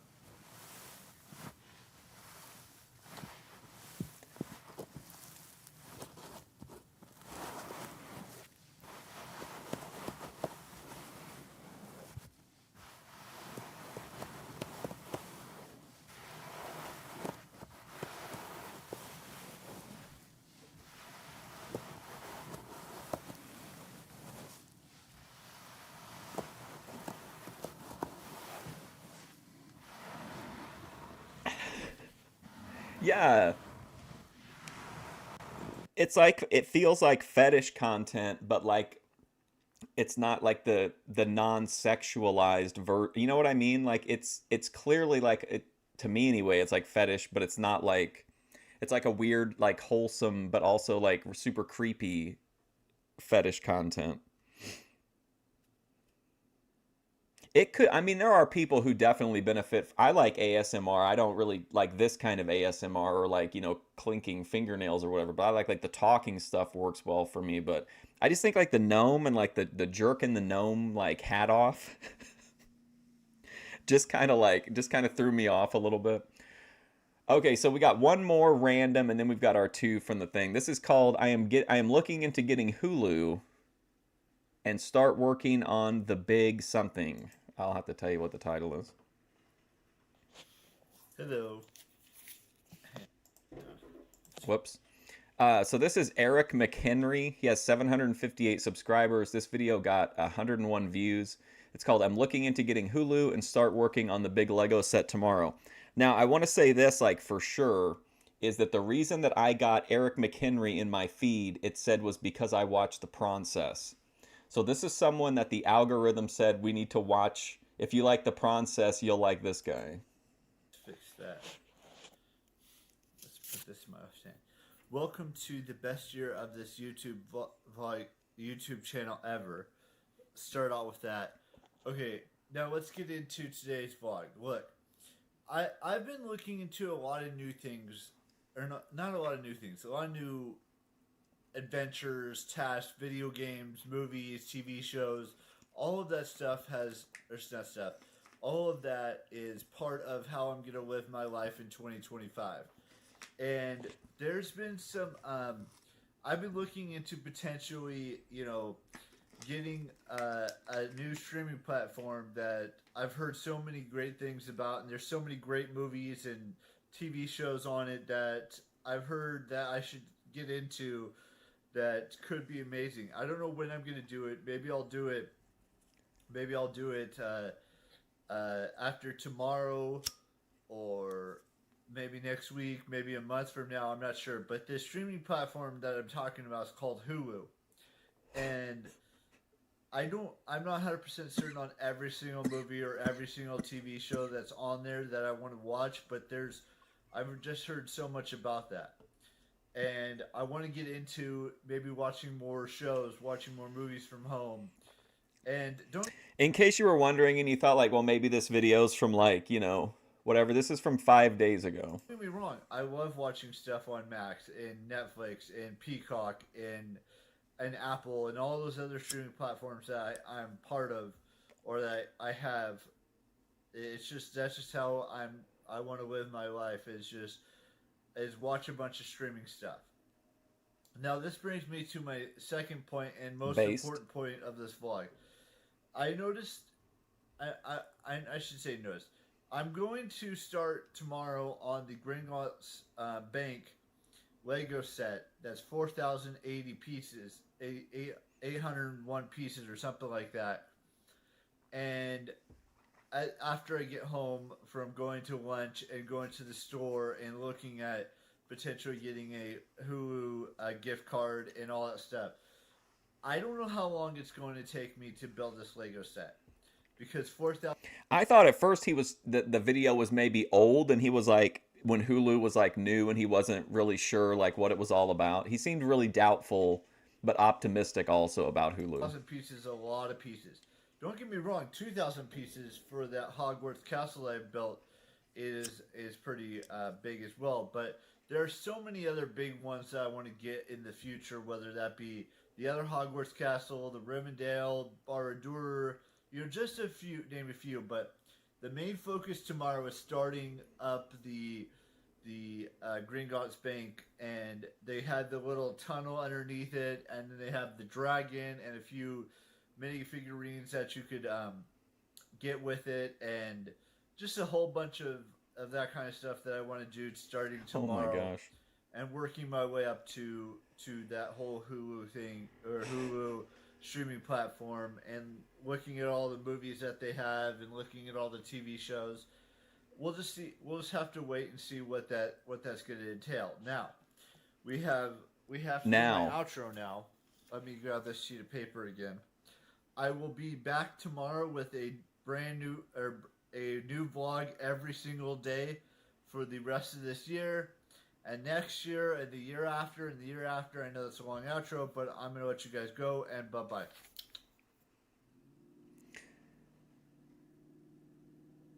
Okay, so you'll recognize these next people. I wanted to do a teasing because tomorrow's the Jedi Joy episode, and like this is a Jedi Joy deep cut. It's not in the show tomorrow, but I wanted to save one for this show to like lead into it.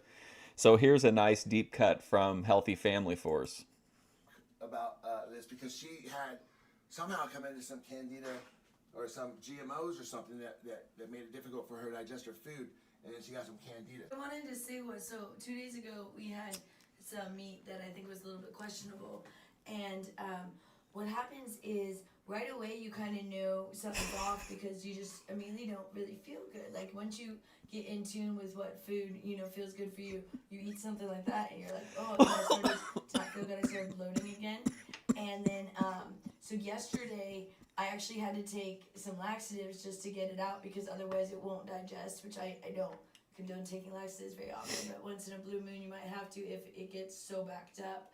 And then I actually even threw up involuntarily because what happens is, like, especially for you people that are bulimic, if you're struggling and you go, oh my god, I can't stop throwing up, well, it's probably because you're eating stuff that's really bad for you, so your body naturally wants to throw it up.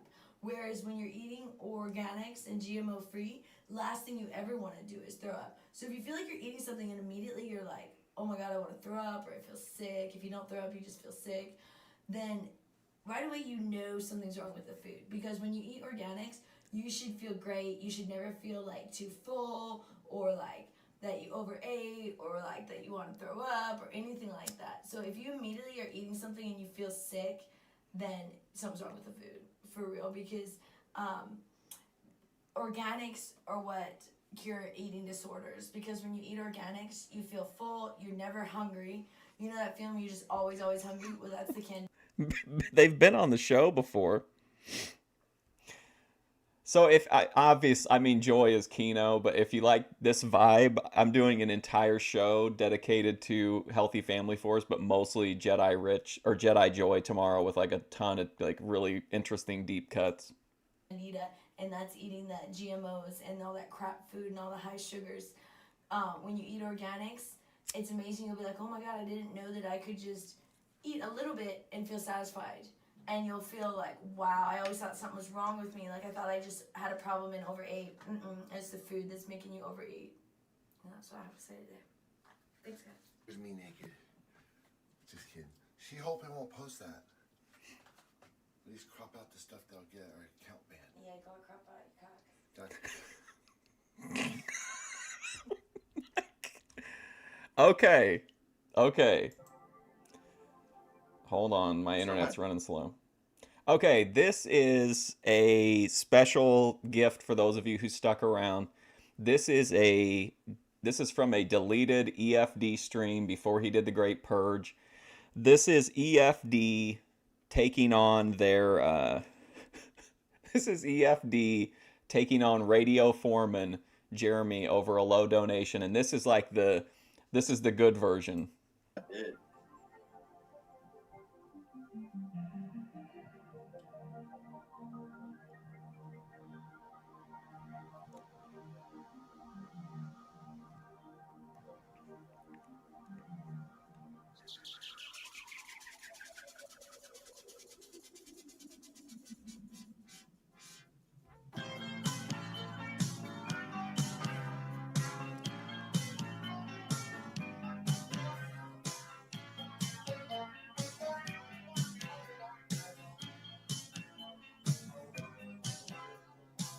I was your lover. I was your friend. I was like a sister.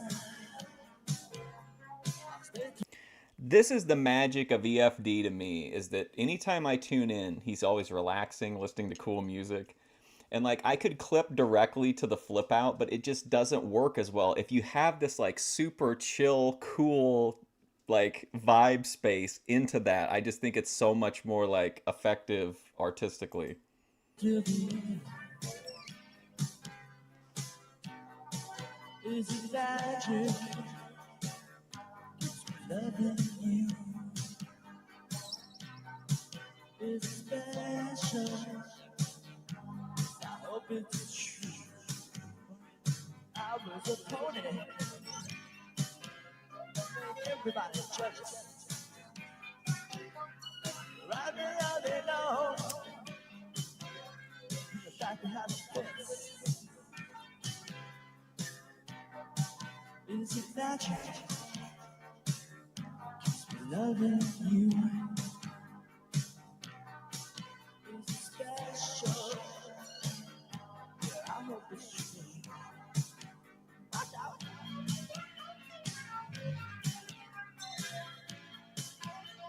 So, is it forever? I hope it's true.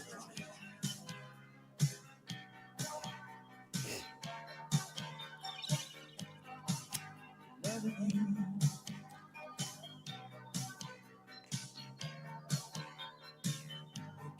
Loving you.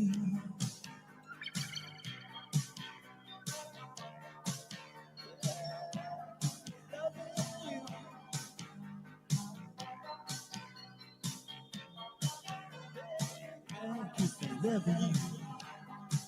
Watch out.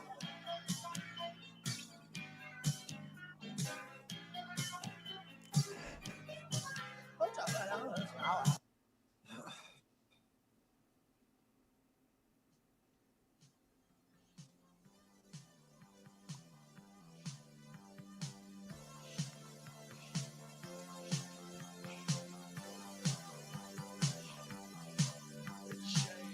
Sometimes EFD is so like motionless and still that I think the I think the stream froze.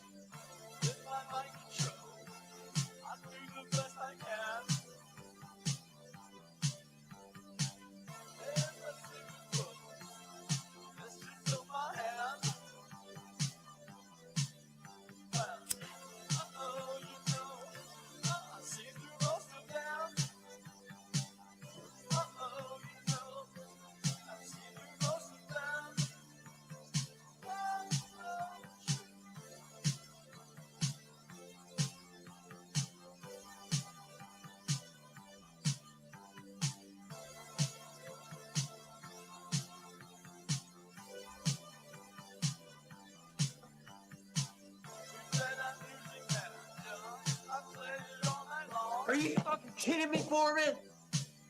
Are you fucking kidding me right now?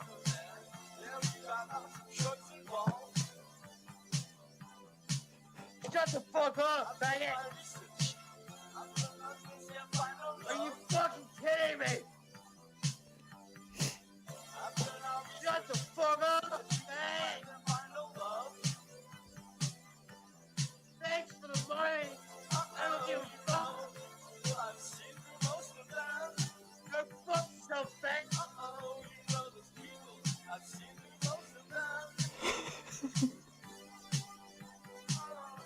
Am I right when you get lulled? I mean, it's a time investment. You got to spend an extra like 3 minutes, but it's so worth it because it just comes completely out of nowhere. It's just like I just think when you've got the like chill lead into it, it's so much like the impact of it is so much like it's so much better.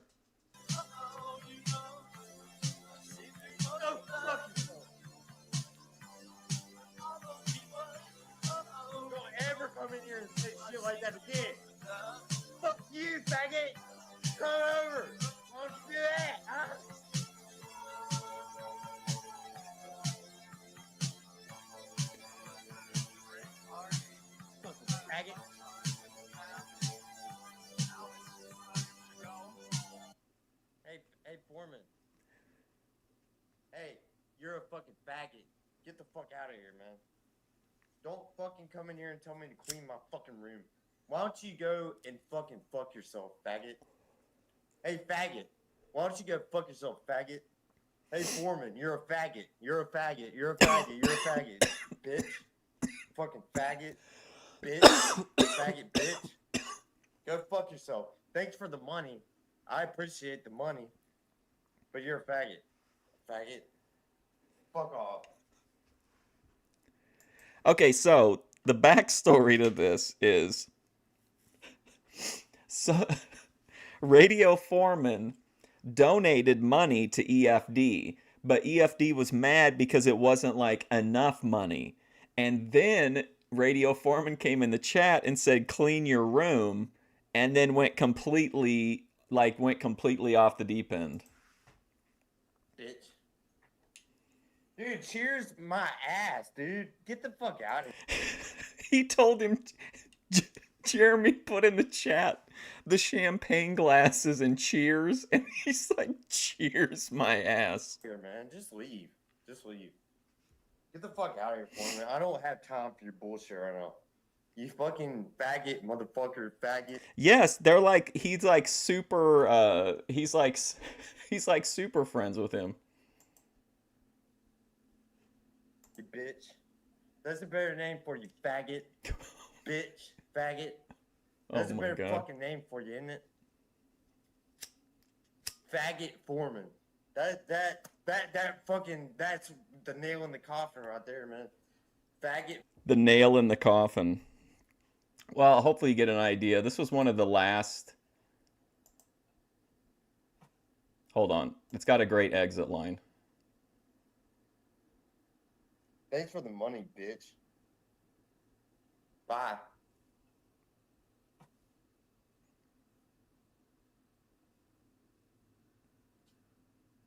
Wow. What a conclusion to the what a conclusion to the video. So yeah, that's a nice nice EFD clip. Yeah, all because he didn't donate enough money, and then he told him to clean his room, and when he put the cheers in is I think what really, like, he was already mad, but like I think getting told like the cheers with the champagne glasses in chat really set him off. If you were in EFD's chat around this time, like, he was banning people for saying everything. Like, he put a Christmas tree up and people would be like, "Hey, I like your Christmas tree," and he would ban them, like, just for saying it. What an innocent sentence, like, clean after you donate $10. All right, well, hopefully you enjoyed our trip down the EFD got canceled. Well, hopefully you enjoyed our trip down the BOYT talent show.